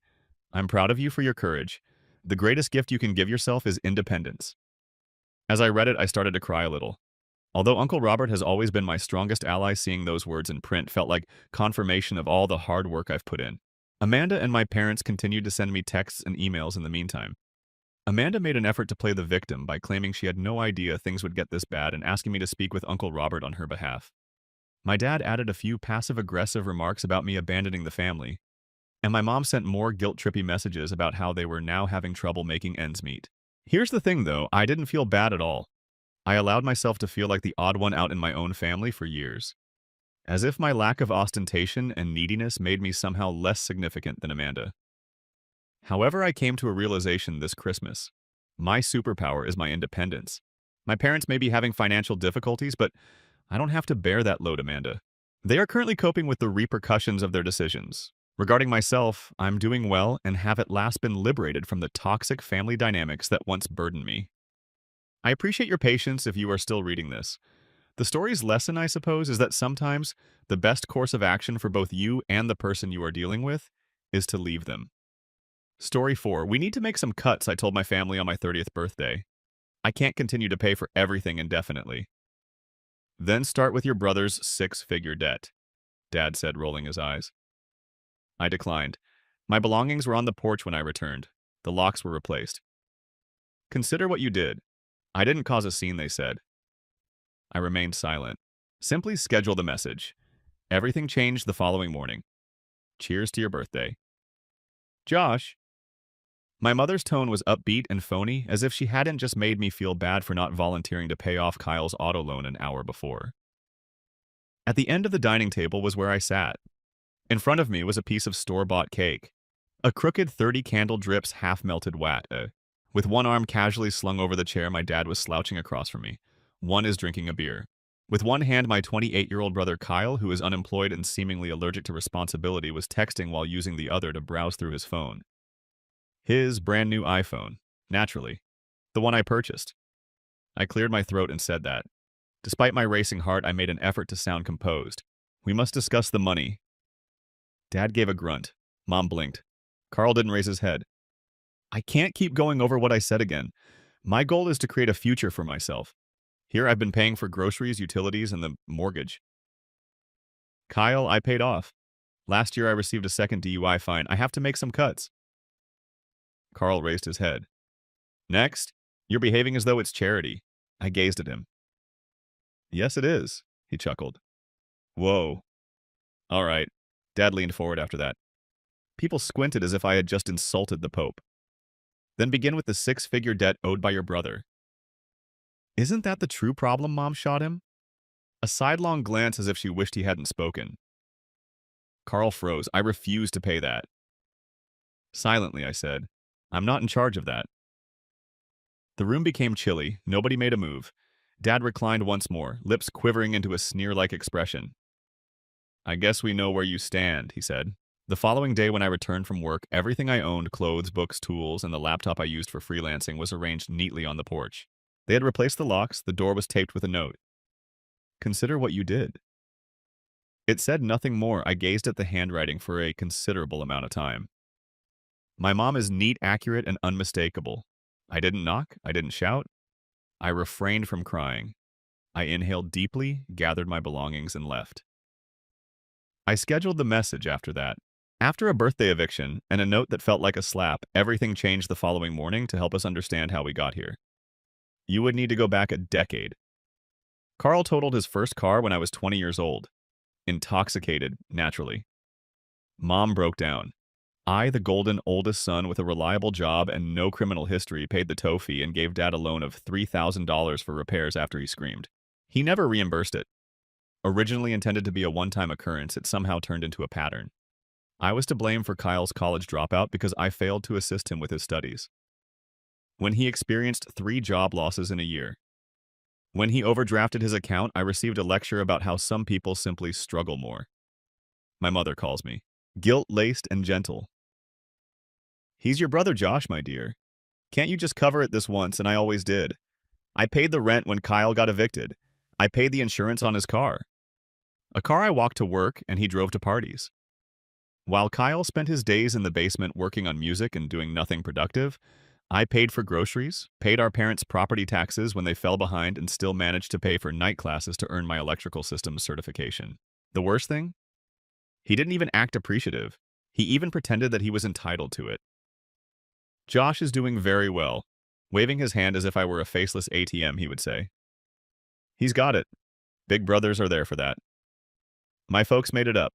I had the option to move out. It ought to have. However, my mother would cry every time I brought it up and say, "This house only feels like a home with you in it. Don't be dramatic and remind me that I only paid a portion of the bills, such as paying for everything. But the phone plan wasn't sufficient," Dad would say, Kyle too. "Why leave when you've got it so good?" he would smirk. Yes, I had a nice time. My brother borrowed money from me to purchase new headphones while I worked 60-hour weeks and hardly saw the light of day. Dad used my paycheck to fix the air conditioner while I skipped lunches to save money. He told me to be thankful that I didn't have to deal with a landlord. 2 months prior to my birthday, everything came to a head. I discovered Kyle hosting a party after returning home from a 14-hour shift. In the living room, I had my gaming PC, which I had been building over the course of 5 years, connected to his sound system. On the couch, his friends were unconscious. Bottles of beer were all over the floor. I had a sticky keyboard. I didn't shout. I simply disconnected everything and returned to my room. Mom gave me a lecture the following morning. "You made him feel ashamed," she said sharply. "His friend caught you acting like a crazy person. I said they were using my belongings." She yelled, "It's not just your house." Here, everything is shared. That word spread. Like a slap to me, shared? Similar to the mortgage I paid. I literally had money taken out of my account for the groceries I purchased and the electricity bill. That evening, I reviewed my spending plan. I was very near. I could actually get out this time with just a few more months of saving. Kyle then came up with the brilliant idea of trading cryptocurrency as a new business. Of his student loans, he invested $25,000. He lost it in 2 weeks due to loans he had no intention of repaying. He placed the blame on his friends, the market, and the app. He then faced me. He said, "You could spot me 10 grand. As if he needed a lift to the shop to help me get back on course. I chuckled. And I declined for the first time in a long time. The tone changed at that point. I was no longer trustworthy. I was elitist, ungrateful, and self-centered. "Do you believe that you are now superior to us?" one evening after supper, that person asked. "Simply because you have some cash on hand." I said, "I'm not better.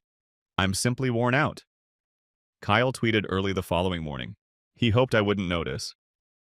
However, some only give when they believe they can manipulate you. Cut them off and see their real selves. More than 300 people liked him. I said nothing at all. When my birthday finally arrived, I foolishly and naively believed that perhaps just possibly we could maintain good relations. No drama, a small cake, and a quiet dinner. I received an ambush instead. Dad watched me the entire time.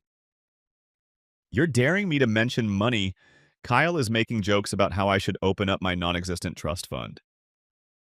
Mom's smile is too bright, as if she had enough strength to prevent it all from exploding. "Let's cheer." Finally, I admitted that I couldn't continue to pay for everything. The dam broke. Then begin with your sibling. Debt of 6 figures. Not as a joke, though, as an expectation rather than a challenge. They also didn't argue when I said no. They simply tossed me out like trash. However, they made a single error. They failed to remember. He instilled in me the values of patience, silence, and never reacting. Because I had a plan this time. Their note went unanswered by me. Didn't knock, did not send a text, did not cry. I simply loaded my belongings into my old Toyota's backseat, packed my bags, and drove to the most affordable motel I could find. The vending machine eats your money without regret, one of those roadside ones where the air smells like cigarettes. With the note still crumpled in my fist, I sat on the edge of the bed. Consider what you did. Yes, I did. I gave it a lot of thought. I scheduled the message after that. You see, I've learned a few things over the years. One is that each family has its own legend and myth. They tell themselves. This is how ours went. The reliable one is Josh. Josh always lends a hand. Josh is always there. We can do anything we want because he always shows up. They didn't know. For the previous 2 years, I had been keeping a record of everything. Each and every invoice transfer and Venmo request.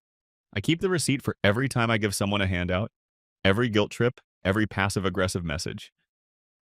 You're being dramatic every time they say that. I requested that boundaries be recorded, saved, and dated. Then there was the letter I wrote just before my birthday several months ago. When I first began to consider leaving, what if I did, it was not a letter of farewell. It was an all-out confession. How I concealed the second mortgage payment from them. Because I, not the bank, received the call. How I found out Kyle had stolen my identity to apply for a $15,000 personal loan. Refused. Thank God. But the inquiry was still on my credit report. How my parents knew and asked me not to press charges. Family sticks together, they said. I stuck until I didn't. That morning, the morning after I got thrown out of the house I paid for, I pressed send. I didn't just send it to them, I sent it to our extended family. My godmother in Tampa, Uncle Dave in New Jersey. My mom's cousins, dad's siblings, their church group. Everyone. Along with the receipts, screenshots, bank records, text messages, voice recordings, all neatly organized.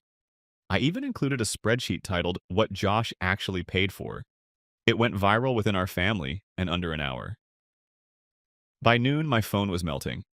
26 missed calls from mom, 8 from dad called. Didn't call. He sent one text. You didn't have to do that. That was cold. I didn't respond. At 12:37 p.m., my Aunt Maria, who I hadn't seen in years, sent me a message. Good for you. I always knew they were using you. Proud of you, sweetheart. Then came the fallout. Apparently, my parents' reputation in their little suburban bubble meant more to them than I thought. The image of the perfect, close-knit, morally upright family shattered. People started asking questions. Why was Josh footing the bill while Kyle went on vacations? Why did the note on the door look like something out of a Lifetime movie? Why did Kyle have new headphones, sneakers, and tattoos while unemployed? Why did Josh live in the basement like a tenant when he was paying for everything? Dad tried to spin it. We were giving him structure, he told one relative. It was all agreed upon. Wrong move. Unattached. The recording from the night they kicked me out. I'd been recording on my phone. Slipped into my jacket pocket before dinner. The voice note was crystal clear. Dad. Then start with your brother's debt. Me, I'm not paying that, Dad. Then get out, Mom. Consider what you did. They couldn't spin that. The kicker. I also reported the stolen identity case. I'd let it slide the first time. Not anymore. When the police showed up at the house to ask Kyle about the fraudulent loan attempt, things got loud. A neighbor caught it on video, yelled voices a slam door, Kyle shouting something about how he deserved a break. Someone, probably my mom, screamed, "We told you not to make this worse." That clip landed on the local neighborhood Facebook group. And just like that, the family who used to whisper about other people's drama became the front page gossip. I was not present when it occurred. Moving into my new flat kept me too busy. An apartment above a downtown flower shop. Morning sun that is quiet. A kitchen free of the odor of old quarrels. That night, I used the money I should have been saving all along to pay the deposit. With just my laptop and some takeaway and no TV, I sat on the couch and watched the mayhem from a distance. When I didn't answer, they made numerous attempts to call me again. Mom arrived at my workplace. She waited in the entrance hall, red-eyed with my favorite casserole in a Tupperware container, as if that would reverse years of use. We met outside. I stopped her before she could open her mouth. I said, "I'm not going back. Be calm." Cold, even. She whispered, "Josh, this family is being torn apart by you." I said, "I just stopped holding it together," and laughed. She winced. I also didn't feel bad for once. It changed at that point. Not only the dynamics within the family, me. At last I could see them clearly. Not as defenseless parents, not as a frail brother, but as individuals who had to make decisions several times. And now they had to deal with the fallout. For the first time in my life, it's odd how quiet can seem louder than yelling. I wasn't waking up to the sound of my dad banging cabinets like he was having a fit while wearing a polo shirt, or Kyle's music shaking the plasterboard. I wasn't avoiding my mother's passive-aggressive outbursts in anticipation of the next emotional bomb. Rather, I experienced silence in the mornings. I didn't check to see if anyone had used the last of the milk when I made coffee. I wouldn't have to worry about my wallet going missing for no apparent reason if I left it on the counter. Every purchase, every boundary, and every breath didn't need to be justified by me. Nobody requested money. Nobody asked for an explanation. No one sent me a manipulative text. At first, it was confusing. I kept thinking that the quiet would end, that when I walked in the door, Kyle would be sprawled out on my couch, his shoes on the cushions, and he would ask me if I could see him again. However, they never arrived. The calls continued, I see. Not initially. Mom's voice was shaky and carefully layered with guilt in her lengthy voicemails. This isn't you, Josh. You have always been the one with strength. The assistant. Don't let pride destroy our family, please. Dad texted once. Only one. You should be proud of who you are. I didn't answer. The messages eventually slowed and eventually stopped. I received a handwritten letter from Kyle 3 weeks after I moved out. It was surprisingly brief. I am aware of my error. I was simply doing what I was always permitted to do. Now, though, everything is against me. Both parents are in disarray. We no longer hear from anyone. You blew everything up. I hope it was worthwhile. Don't apologize. Simply assign blame. They provided me with all the information I required. I didn't respond. I started working on restoring what they had attempted to take away from me instead. We need help with the bills this month, so I decided to sign up for a coding boot camp, something I'd wanted to do for years but kept putting off. I began working as a freelancer in the evenings, saving for my desired future. Not the one who coerces me into giving money. I made some true friends, the kind of people who only asked for honesty, people who didn't give a damn about my earnings. The way I was. I joined a climbing gym in my area. I rediscovered my passion for risk-taking and movement, pushing myself to the limit, not transporting people who wouldn't move. Additionally, therapy was helpful. It turns out that being the fixer for years leaves invisible bruises. It was referred to as parental fixation by my therapist. When a youngster is supposed to act like an adult both financially and emotionally, she showed me that I was never self-centered. I was worn out. They collapsed back at the old house in the meantime. Mom had to return to her job. She detested it. She had been using someone else's money to play house manager for the past 10 years, mine. Dad began to drink more. He apparently got into a heated argument with a neighbor who inquired about Josh's predicament. I've heard that Kyle has finally found employment at a petrol station. The duration was 6 days. The manager was then held accountable, as usual. The extended family withdrew. They had witnessed too much pain. The evidence did not support the myth of our contented little family. I also didn't give a damn. I wasn't trying to fix it for the first time in my life. I was not present at Thanksgiving. I spent it with family and friends, those who didn't tread carefully and instead laughed at the dinner table. I brought pie. They meant it when they referred to me as family. My godmother gave me a card for Christmas. There was a brief note inside. You were worthy of better, and at last you asserted it. You have my admiration.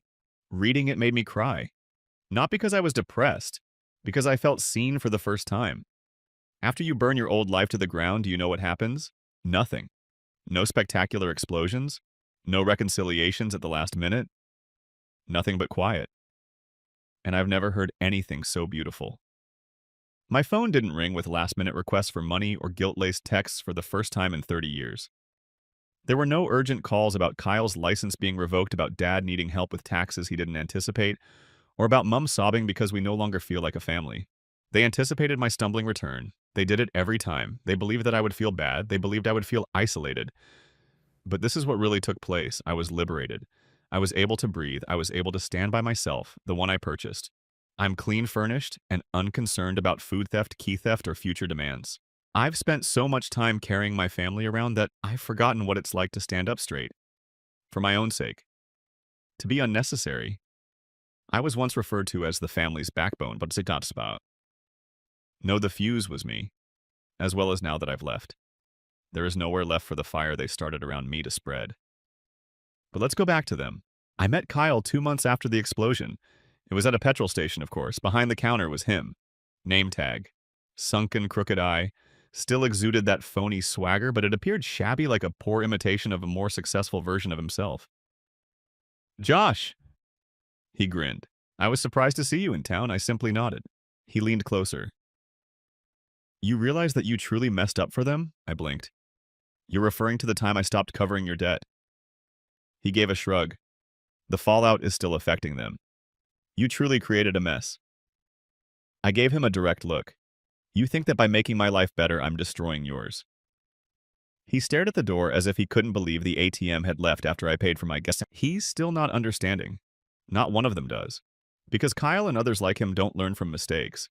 Not until the funds are exhausted and the publicity wanes. And I'm not going to stay to see that lesson unfold. The thing is this, nobody talks to you about leaving a toxic family. The pain is not in the distance. It's the knowledge that you've never experienced unconditional love. You were appreciated for your sacrifice and your silence. Your financial account. However, love isn't love without respect. It's leverage. So would you ever speak to them again when they ask, "No, I don't hesitate"? For the first time, I love myself more than their acceptance. I used to want their approval. Similar to oxygen. Every promotion, every loan I paid back, every good grade. A frantic wish that perhaps they would notice me this time. However, they only saw my ability to help them. I was never beneath it. I see myself now, a man who settled 3 non-existent mortgages. He never tried, but a man stayed up late to tutor his brother. A man who always felt like a visitor in a home that kept the lights on. And lastly, a man who stopped talking. I've started over in my new life, and guilt or obligation aren't the basis this time. There is peace. It's a decision. I own it. On the weekends, I go hiking, read, and attend classes. I'm taking photography lessons. For years, I put this off because I had more important things to pay for. I'm dating someone who asks about my day, doesn't call me selfish for setting boundaries, and doesn't need saving. I occasionally lie in bed late at night thinking about the child. I was once the one who walked carefully through his own house, who ceremoniously gave him his paycheck, and who thought that if you worked hard enough, they would love you properly. And you left, I whispered. You succeeded. They are unknown to you. No more silence. Allow them to rumor. Permit them to embellish the tale. Let them say I'm not thankful. Dramatic. Chilly. Because this is the reality. Without me, they will never say it aloud. Without me, their system fell apart. Without me, their lives were not the same. At last, the truth was spoken aloud. Unquestionably raw. I didn't even need to shout. I simply turned to leave. Additionally, leaving the door locked can occasionally be the most subdued act of rebellion. Story 5. Daniel is my name. This is the tale of how, at the age of 27, I finally stopped allowing myself to feel like a supporting player in my own family. Amanda, my sister, is 2 years my senior. We were never very close as kids. She was the one who got straight, had the ideal boyfriend, who is now her husband, and was always the golden kid. She never failed to remind everyone of how helpful she was in planning her parents' retirement or birthday celebrations. Me. It was me who was silent. I was private. I worked on my own. Despite our parents' wishes, I chose to attend art school rather than business school. And in some way, that became my family's permanent identity. The striving, sensitive artist, even after I got a steady job and got an apartment of my own. However, until Amanda's wedding, I didn't mind it all that much. Last year, Amanda revealed her engagement during our parents' Christmas dinner, replete with a presentation. I'm not kidding. The whole family appeared to go crazy. All of a sudden, Amanda was this and Amanda that. Just to discuss Amanda's wedding arrangements, my mom began phoning me. Every family communication became a barrage of venue images, bridal shower reports, and countdowns to the wedding. I initially assumed that she was the bride. Give her a chance. I sincerely told her that I was thrilled for her and even complimented her. But gradually, I became aware of things. Amanda, for instance, never invited me to join the wedding celebration. I wasn't very surprised by that. However, some work has been done. Later, I saw pictures of my cousin Tyler, whom she barely sees once a year, standing next to her in a tux, and her fiancé's younger brother carrying her veil. There were 10 individuals on each side, which surprised me because I thought it would have been a modest gathering. 10 naturally, I was just invited as a guest. No words. Don't read. Not worth mentioning. I still make an effort not to get upset about it. Perhaps she thought I was preoccupied with work. Perhaps she simply assumed I wouldn't be interested in that sort of stuff. I kept telling myself that over and over. The rehearsal dinner followed. I arrived on schedule. Present in hand, appropriately attired. Amanda hardly gave me a look. At the opposite end of the table, she was giggling with her bridesmaids. And as I approached to greet them, She gave me one of those phony grins that waiters wear throughout the evening when they're irritated. I didn't actually hear from anyone. Not dad, not mom, not even my aunt, who frequently asked me whether I'm seeing someone. I experienced a strange sensation in my chest when I walked out, as if I had just seen a film in which everyone but me knew their lines. I remained silent. I simply said my goodbyes and drove quietly home. Nevertheless, I arrived the next day. The event took place at this stunning lakefront location complete with sparkling lights and white roses. I stepped into the reception hall in search of the seating chart wearing my nicest suit and carrying the ridiculously expensive Vitamix that Amanda had put on her register. I sensed it at that moment. That instant. You know when your head attempts to catch up as your stomach kind of falls? Not even written like the others, my name was scrawled in the chart's lower corner. Written by hand. Amanda's place cards for the others were beautifully calligraphed. Mine appeared to be a last-minute addition, and because it was so hardly readable, I had to confirm that it said Daniel. Table 19. One of the ushers escorted me through the main hall out the side door and into a strange side alcove close to the bathrooms after looking at the chart, and then at me when I asked where it was. And a foldable chair appeared. No table 1, no decorations, no other visitors. My name card was pinned to the back of a single white plastic chair. The kitchen entrance where waiters hurried in and out with trays of food was right across from it. I gazed at it, convinced that something must be wrong. Then Amanda's maid of honor passed by, looked again, and remarked, "Oh yeah, you'll be fine back here," she said. She shrugged weakly as if she felt sorry for me, then left before I had a chance to reply. Stunned, I stood there. Every table in the main hall was occupied as I looked around. The best seats were even reserved for our Ohio third cousins. Amanda and her new in-laws were clinking glasses at the head table, and I could see them smiling. She didn't give me a sidelong glance. Being instructed to sit this one out while Amanda entertained guests in the living room made me feel like a 10-year-old once more. I gritted my teeth, went back to the corridor, and walked stealthily over to the cake table. It was close to the dancing floor at the front of the room. I purposefully positioned the Vitamix gift bag in the middle of the table and left without a word. No announcement, no drama. Nothing but quiet.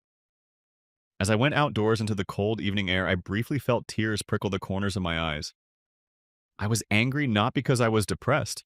I'm angry that I allowed this to occur once more. I had repeatedly reminded myself to be understanding, to extend grace to others, in order to avoid embarrassing situations. I heard my name being called from halfway across the parking lot. When I looked around, I saw Amanda racing across the gravel lot in heels while wearing her bridal gown. In one hand, her bouquet was partly forgotten, and in the other, her hair was a little frizzy. Daniel. She gave another call. More volume. She spoke shakily. I remained still. I simply watched her stand there like a twisted romantic comedy scenario. However, it wasn't the groom who was in the race. A few steps away, she came to a stop. Out of breath. "Where are you heading?" As if that weren't apparent, she inquired. "You seem to have said that rather clearly." I said. Her expression dropped. "Hold on, may we speak?" However, I didn't answer. I simply looked at her, hoping she would say something insightful, something tangible. And it happened as she was about to speak again. I held out my hand just enough to halt her, but not in a furious manner. "No," I said, "not in this place, not in this manner." Amanda blinking perplexed. "Daniel, I'm getting married today." I exhaled a little breath, the kind that's half bewilderment, half laughter. "That's right."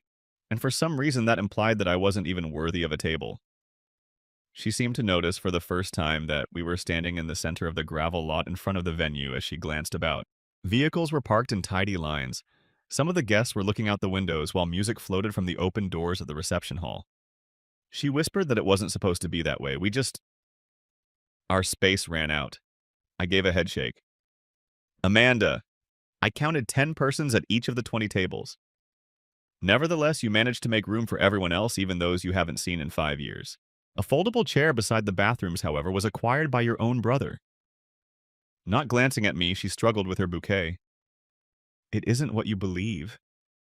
I arched an eyebrow. "All right then, tell me what it is." A lengthy pause ensued. She didn't respond. I learned all I needed to know from that stillness. She had no justification. Or perhaps she did, but she didn't believe I should be told. At that moment, something inside of me exploded. Not in an obnoxious manner, in a silent, permanent one. Similar to a door behind you clicking shut. You know, I said in a cool but acerbic tone. You have always come first in my life, second only to your major announcements, boyfriends, and grades. Every family meal, every birthday, every Christmas. Amanda's story has always been told. Daniel has just arrived. I also never voiced any complaints. Not even when I arrived. I offered assistance. I found your jokes funny. I believe that's what family did, so I let you shine. At last, Amanda looked directly into my eyes. She had glassy eyes. I didn't mean to say this, Daniel. I interrupted her. This was intentional. You remembered me. You undervalued me. You placed me in a location where no one would notice me. I had no one to talk to. I became invisible because of you. What's worse is that I dressed up and brought you a present. Perhaps I'm thinking. Perhaps things would be different this time. Her mouth trembled. I was simply anxious. I assumed you would understand when the planner said we had too many guests. That line is always clear to you. You always understand. I almost laughed again, but there was no humor left. Yeah, that's what you've always counted on, isn't it? She stepped closer, lowering her voice. Please don't do this right now. Everyone's inside. I gestured back toward the venue, then go back inside. Get back to your perfect wedding. Cut the cake. Toss the bouquet. Pretend everything is picture perfect. I didn't mean to hurt you. I know I said. And that's what made it worse. Her shoulders sank. What do you want me to do, Daniel? You want me to apologize in front of everyone. You want me to move someone and give you a better seat. All right, I'll do it. No, I interrupted. What I want is for you to actually value me when there's nothing in it for you. Not out of guilt. Not because someone's watching, just because I'm your brother. And clearly that's asking too much. She opened her mouth again. But I didn't wait.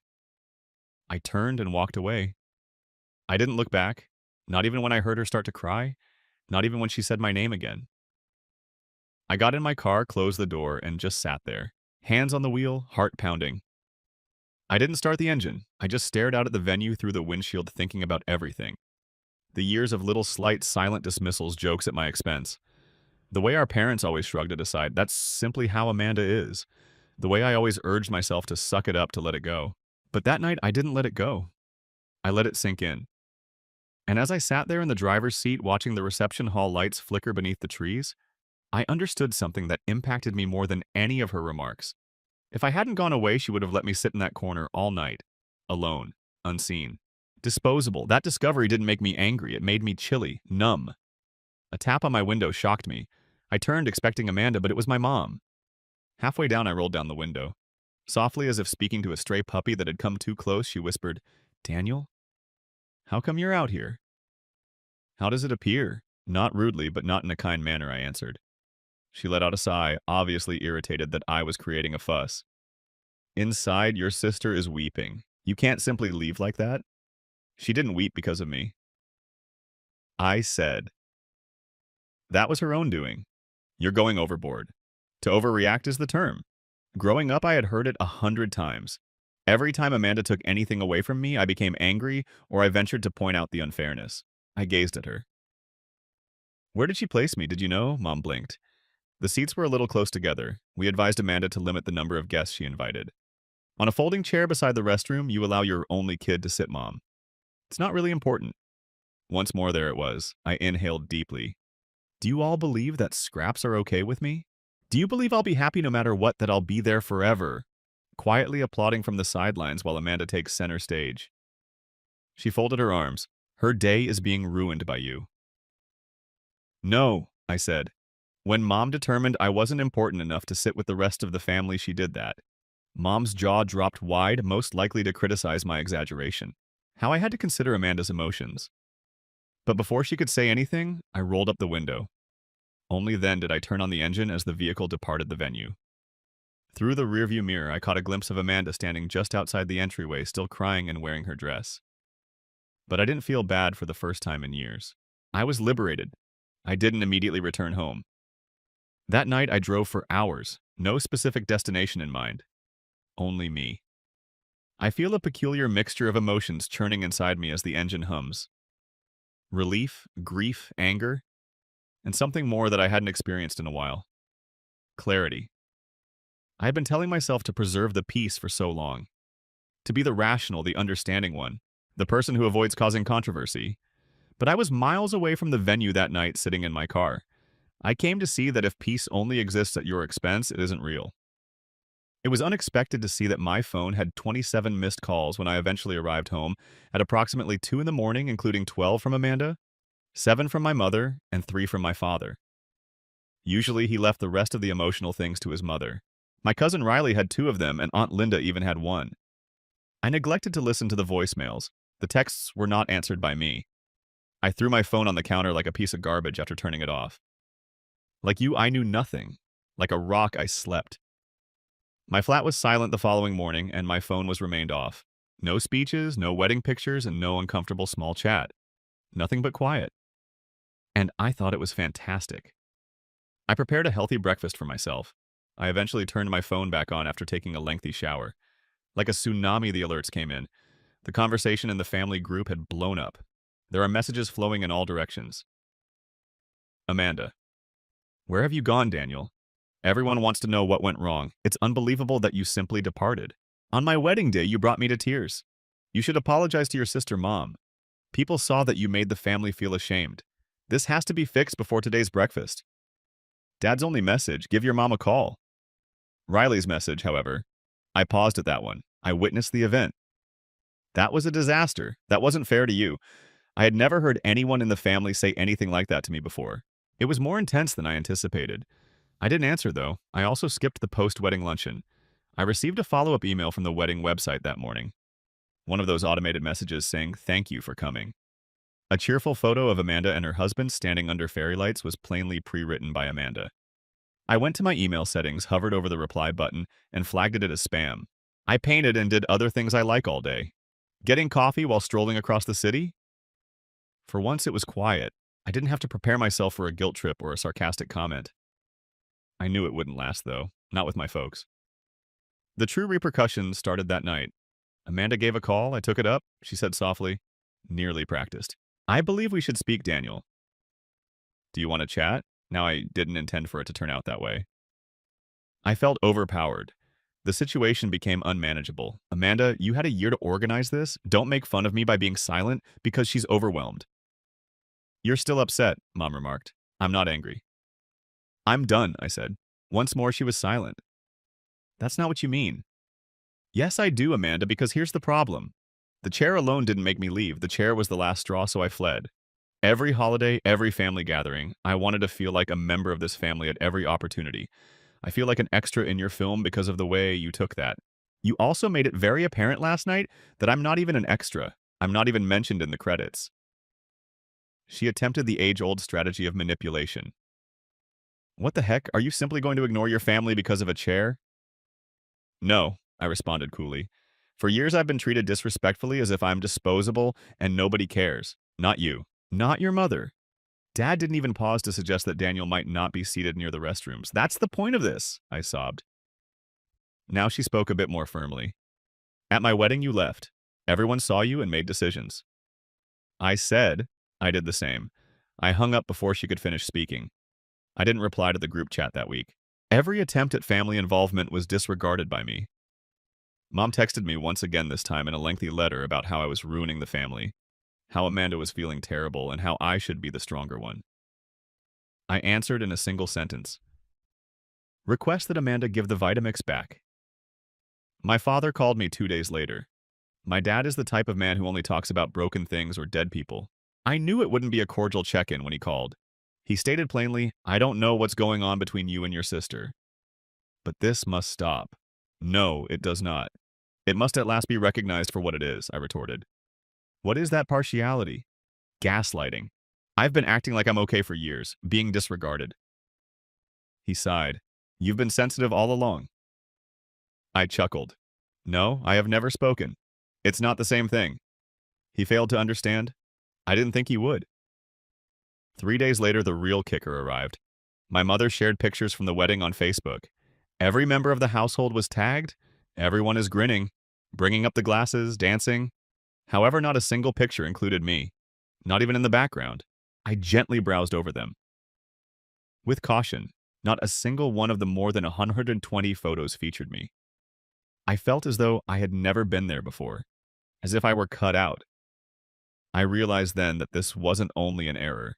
They were and always have been this way. Thus, I took the one action they didn't anticipate. I uploaded a picture of myself. It came from the morning following the nuptials. A mural I created years ago with myself standing in front of it, my face in the sun, cradling a coffee. Caption: walking away isn't always dramatic. It's required at times. It received more likes than the whole album of Amanda's wedding. Coworkers, college friends, and even Riley left comments with applauding and heart emoticons. I always wondered why you were never at family stuff. Someone privately messaged me, "Man, you have our admiration."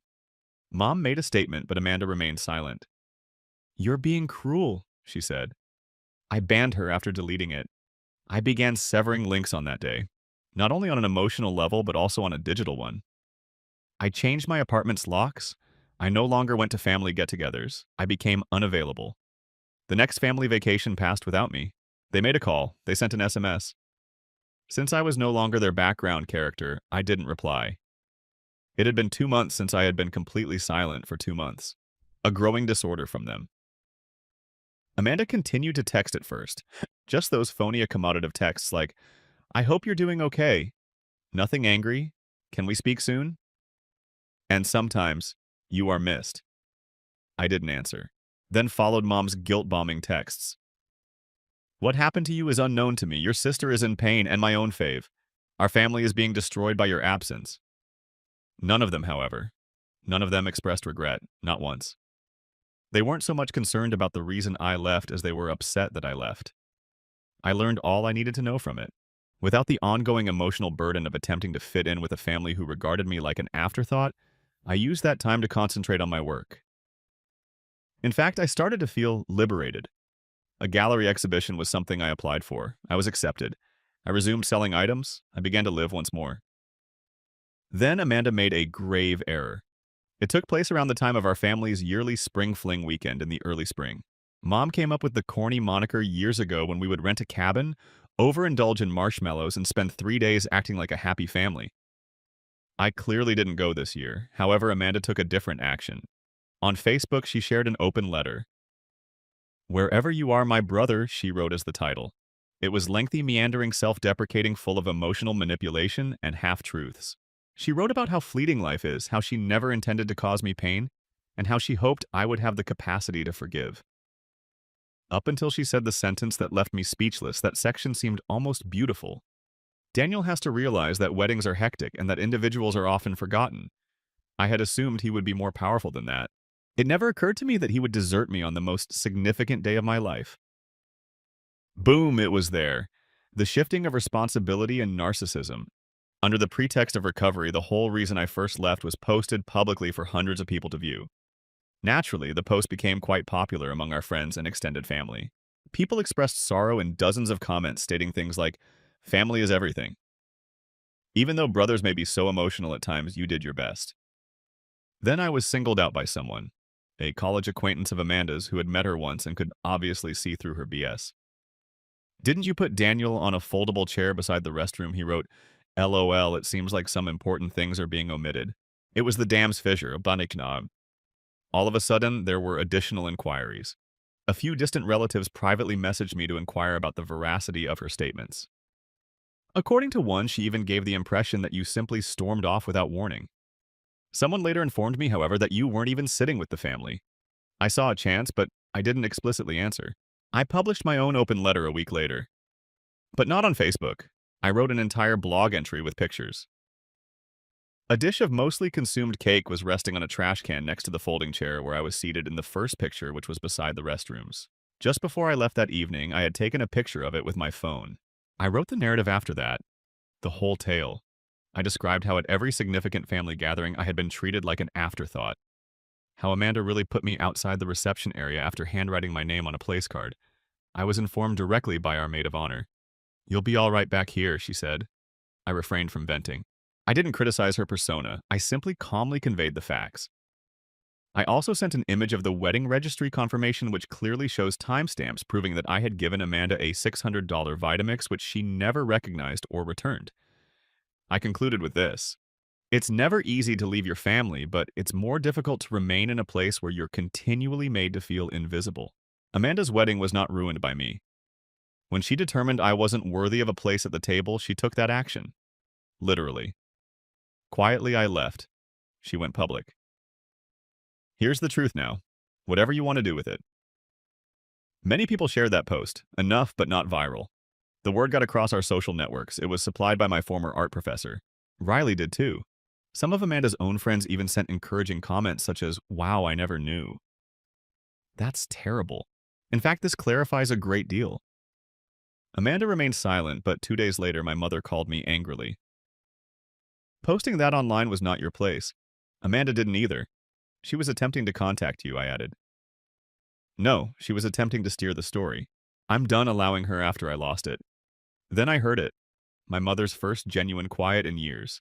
Not the passive-aggressive kind. The sort of stunt. The type where she may have comprehended for the first time that I would no longer roll over. I didn't end the call, I waited. She concluded by saying, "You embarrassed the family." I chuckled. No, Mother, I was honest. The two are not the same. I then hung up. I didn't talk to her again for a long time after that. I received an item in the mail 3 weeks later. No return address, no note. Within the Vitamix. Sealed. That alone would have been fulfilling. Kamal, however, was not finished yet. Amanda's little prank turned out to have repercussions. Tessa, the maid of honor who commented on my seat, and one of her bridesmaids was a graphic designer who also worked as a freelancer for a site dedicated to wedding preparation.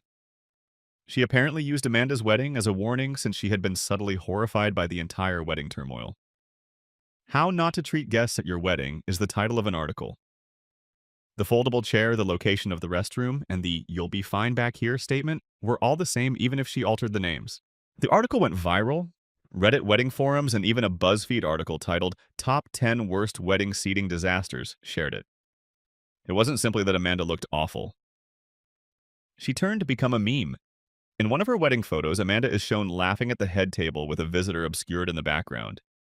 The act of carrying a foldable chair came to represent poor wedding manners. Eventually, she canceled her Facebook account. Riley texted me shortly after that. "Have you read the article? Amanda refuses to leave her home according to her irate mother." Since the world finally saw what I had long known, I chose not to reply. Amanda wasn't a lucky kid. She just didn't anticipate that she would become the object of my pity. I continued to paint. My first solo display was presented by me. Empty chair, a minimalist portrait was the item that received the most attention. Only a stark white folding chair against a background of echo and darkness. I never told anyone about it. People saw it and understood, so I didn't have to. Months later, this was the last text message I received from Amanda. "I had no idea that you felt that way. I apologize. I wish you had informed me earlier." I didn't respond. Some stories are better kept as completed paintings, and some apologies are only spoken when the harm is irreparable. Keep quiet. Complete and still. Story 6, Jason is my name. I've always been the quiet one in the family, and I'm 28. The one who made no fuss, made no noise, and didn't ask for much. I was assigned that position, and I adhered to it for years. Due in part to habit. In part because I believed that they would eventually notice me if I simply kept my head down long enough. See me, really. Not as the one in charge or the one in need of nothing, but as a brother, a son, and a person who was equally important to the others. However, that never took place, and something inside of me finally broke this year on my birthday. It began just like any other family get-together. We do something little on Sunday, my mom casually texted me earlier in the week. She didn't inquire about my desires. No enthusiasm, no reservations for dinner, no plans, just a, "Oh yeah, we'll do something." I had some optimism, but I knew better than to have high expectations. For my younger brother Ryan's 25th birthday 3 weeks prior, they planned a lavish celebration, leased a party bus, played loud music throughout the neighborhood, and even surprised him with a weekend getaway to the mountains. Like the best brother ever. Everyone shared pictures of themselves on Instagram, tagging him with heartfelt messages that said, "I can't imagine my life without this guy." I kept the camera steady when I was requested to film movies, smiled graciously in the group photos, and remained silent when nobody thanked me for paying the upfront catering deposit. I always played that part. The man in the backdrop. Sunday then arrives. Around midday, I arrived to the residence dressed in jeans and a polo shirt. I had at least taken the time to shave and bring over some freshly baked goods from the bakery next to my place, even if it was nothing spectacular. Distracted and talking on the phone, my sister Emma answered the door and walked back inside after hardly stopping to say hello. There was silence in the living room. No decorations, no balloons, not even a banner saying, "Happy Birthday." It's just my mom in the kitchen taking one cupcake out of the refrigerator and putting it on a paper plate. "There it is," she remarked, smiling wearily, as if she were giving me a unique pleasure. "Do you still enjoy vanilla?" I gazed intently at the cupcake. Someone had poked a crooked candle into it, and the icing was already slipping off the top. My dad entered from the garage with a card the sort you snatched up at the last minute from a pharmacy. Each of us has already signed it in a distinct handwriting. No message, no note. A printed joke about aging with only a few names written underneath. I remained silent for a while. I didn't believe in myself. I simply stood there and blinked in return. What was this constricted sensation in my throat? It wasn't quite fury. It was terrible, as if I had tried to accept being ignored for years, and I was no longer able to even pretend. My father gave me a shoulder clap. "Feel free to wish. Don't anticipate a parade, by the way. You are no longer a child." It was that. I glanced up at him and then at my mother, who seemed to have missed him entirely as she was absorbed in browsing through her phone. There was no sign of my brother, most likely still recuperating after the weekend of his birthday. Emma had vanished up the stairs. I stared down at a cupcake when I was alone myself in the kitchen. Nobody even bothered to adequately illuminate. Without saying anything, I extinguished the candle. I grabbed my suitcase and left through the front door. I was not stopped. Nobody even inquired about my destination. Before I could even move, I got into my car, drove back to my apartment, and stayed in the parking lot for a good 15 minutes. It was more than just the cupcake. This year wasn't the only one. Almost every year. Each time I paid a bill without raising any issues, offered to assist with the relocation. I looked after nieces and nephews. On holidays, I drove 2 hours without requesting anything. Each time I made myself easier, quieter, and smaller. I believed my family required me to be that way. I eventually checked my phone later that evening after checking into a motel a few cities away. Emma sent one SMS. It said, "Mom is in tears. You're where I spent a lot of time looking at the message." I was wondering what I was meant to feel as I hovered my thumb over the keyboard. Shame. I'm sorry. An urgent desire to return quickly and make things right. Instead, I closed my eyes, switched off my phone, and for the first time in a long time, I allowed the stillness to descend without feeling guilty about it. I got up early in the morning. I didn't have to. I had fallen asleep with that tight sensation in my chest because my body was still wired from the previous night, even though there were no job calls or family texts blowing up my phone just yet. The type of thing that never truly goes away. With time, it just becomes dull. There was silence in the motel room. Sterile bedding and generic beige walls. The air conditioner's hum, sterile. It's somehow cozy but impersonal. No pictures of the family. There were no passive-aggressive remarks coming from a different room. Nothing but quiet. I looked at my phone. Mom's calls were missed. A few from Emma and one from Dad. Ryan did not respond. I wasn't surprised, of course. It's likely that he was unaware of my departure. None of them were answered by me, not quite yet. I required room. It's time to reflect. I wanted to sit with my feelings for once without having to justify them to someone who had already determined that I was overreacting or too sensitive. I went to the hotel cafe at around midday and placed an order for a nice breakfast. I brought my laptop along with toast eggs and coffee that wasn't from a reheated pot. I began looking through my bank and email accounts. Not only was I squandering time, I had a plan. You see, nobody in my family really discussed this. I had quietly established myself as that household's main provider. They were irresponsible not because they were poor. I quietly bailed out my parents more times than I can remember after they made a string of poor investments in their late 50s. I assisted Emma in making up the difference in her tuition when she returned to school. I gave Ryan a few $1,000s to help him start over after he moved out and was unable to pay his rent. At my parents' house, my name appeared on the utilities. I covered half of the mortgage and the monthly internet, but nobody brought up the fact that Dad continued to drive the family car for the majority of the maintenance and during family dinners. At the time, it seemed like the right thing to do, so I did it. However, what transpired the previous day caused me to come to a realization. They expected it, not just relied on me. They considered me a wallet, not a person trustworthy and not giving. The worst part is that they didn't even pretend to respect me. I made a list after breakfast. I retrieved every account in which I was identified as the financial backer, co-owner, or payer. Then slowly, methodically, and calmly, I began sending emails and making calls. The auto insurance was canceled. In any case, I had a different policy for my own car. My account was disconnected by the home utilities. I set it to terminate at the conclusion of the billing cycle. Clean breaks, no drama. My mother and I had the same bank account. The one where I had been contributing a helping hand every month was shut down. I informed her via courteous email that I was no longer able to contribute and moved the remaining money back to my personal savings. The family subscriptions that automatically charge my card each month without anyone saying thank you include Netflix, Hulu, and all others. Lost. One-click log out of all devices. By the time I was done, I felt lighter. Not free yet, but lighter. Like I was finally shifting the weight I've been carrying alone for years. I stayed at the hotel for 2 more days. In that time, Emma sent 3 more texts. One said, seriously, where are you? Mom's freaking out. Another just said, this is childish. And then finally, you heard them right. That one made me pause, not because it was true, but because it was exactly the problem. I heard them. They couldn't even imagine I'd been hurt first. On the 3rd morning, I finally responded. Just one message. Ask Mom what she did for my birthday. 5 minutes later, Emma replied, Jason, it's not a competition. I didn't respond. Instead, I drove back to my apartment. I wasn't hiding. I just didn't feel like being the one to show up first. Tail between my legs like I was supposed to apologize for finally drawing a boundary. That weekend, I didn't hear from anyone. But on Monday morning, I got a call from my dad. I let it go to voicemail. His message was short-clipped. Jason, we need to talk. I think you're taking this too far. Your mother's really upset. We are related. Call me back. Family. That term used to signify something to me. Now it just sounded like a card they pulled out when things didn't go their way. I didn't call back later that day. I got a knock at my door. I wasn't expecting anyone.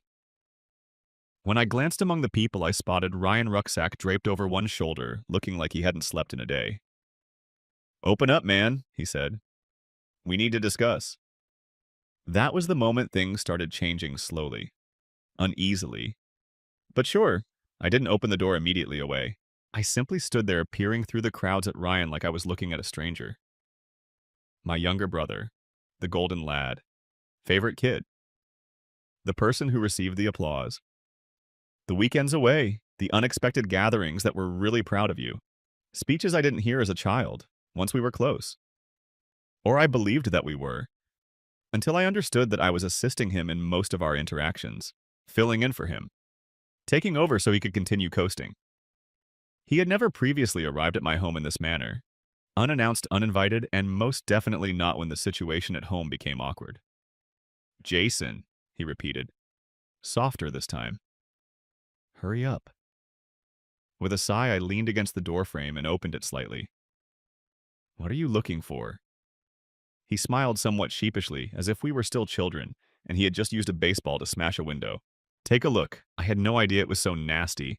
I arched an eyebrow, unsure of what was wrong, that I was paying your rent 3 months ago while everyone else was busy giving you a party bus extravaganza, or that no one could even think to prepare anything more than a cupcake from the grocery store for my birthday.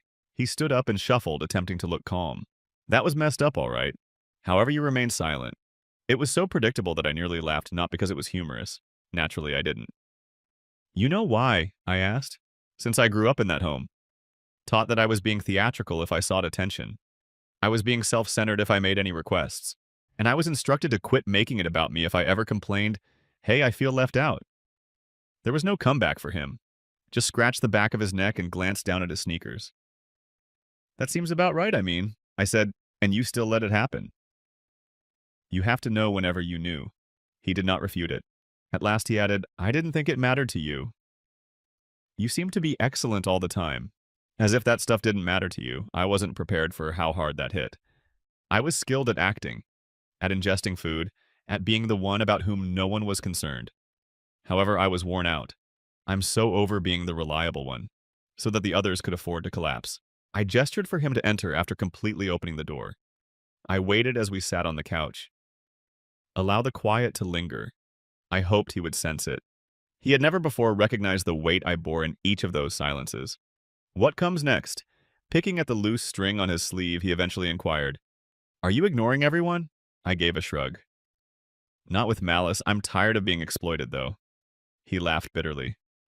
Will they even notice, do you think? I answered. I know they will. Mom is sobbing already. Do you recall? He flinched. She's a complete disaster. Continue claiming that she didn't intend for things to be unjust. It's funny that she just said it now. Ryan glanced up at me and then peered closely. Like a man who recently learned someone he had taken for granted had boundaries he didn't know not to breach, rather than a younger brother to an older one. You want me to do what he inquired? As if I couldn't repair everything. Tell me what you need, however. It was one of his rare moments of humility. Although I understood this wasn't only about me, I still mostly believed it.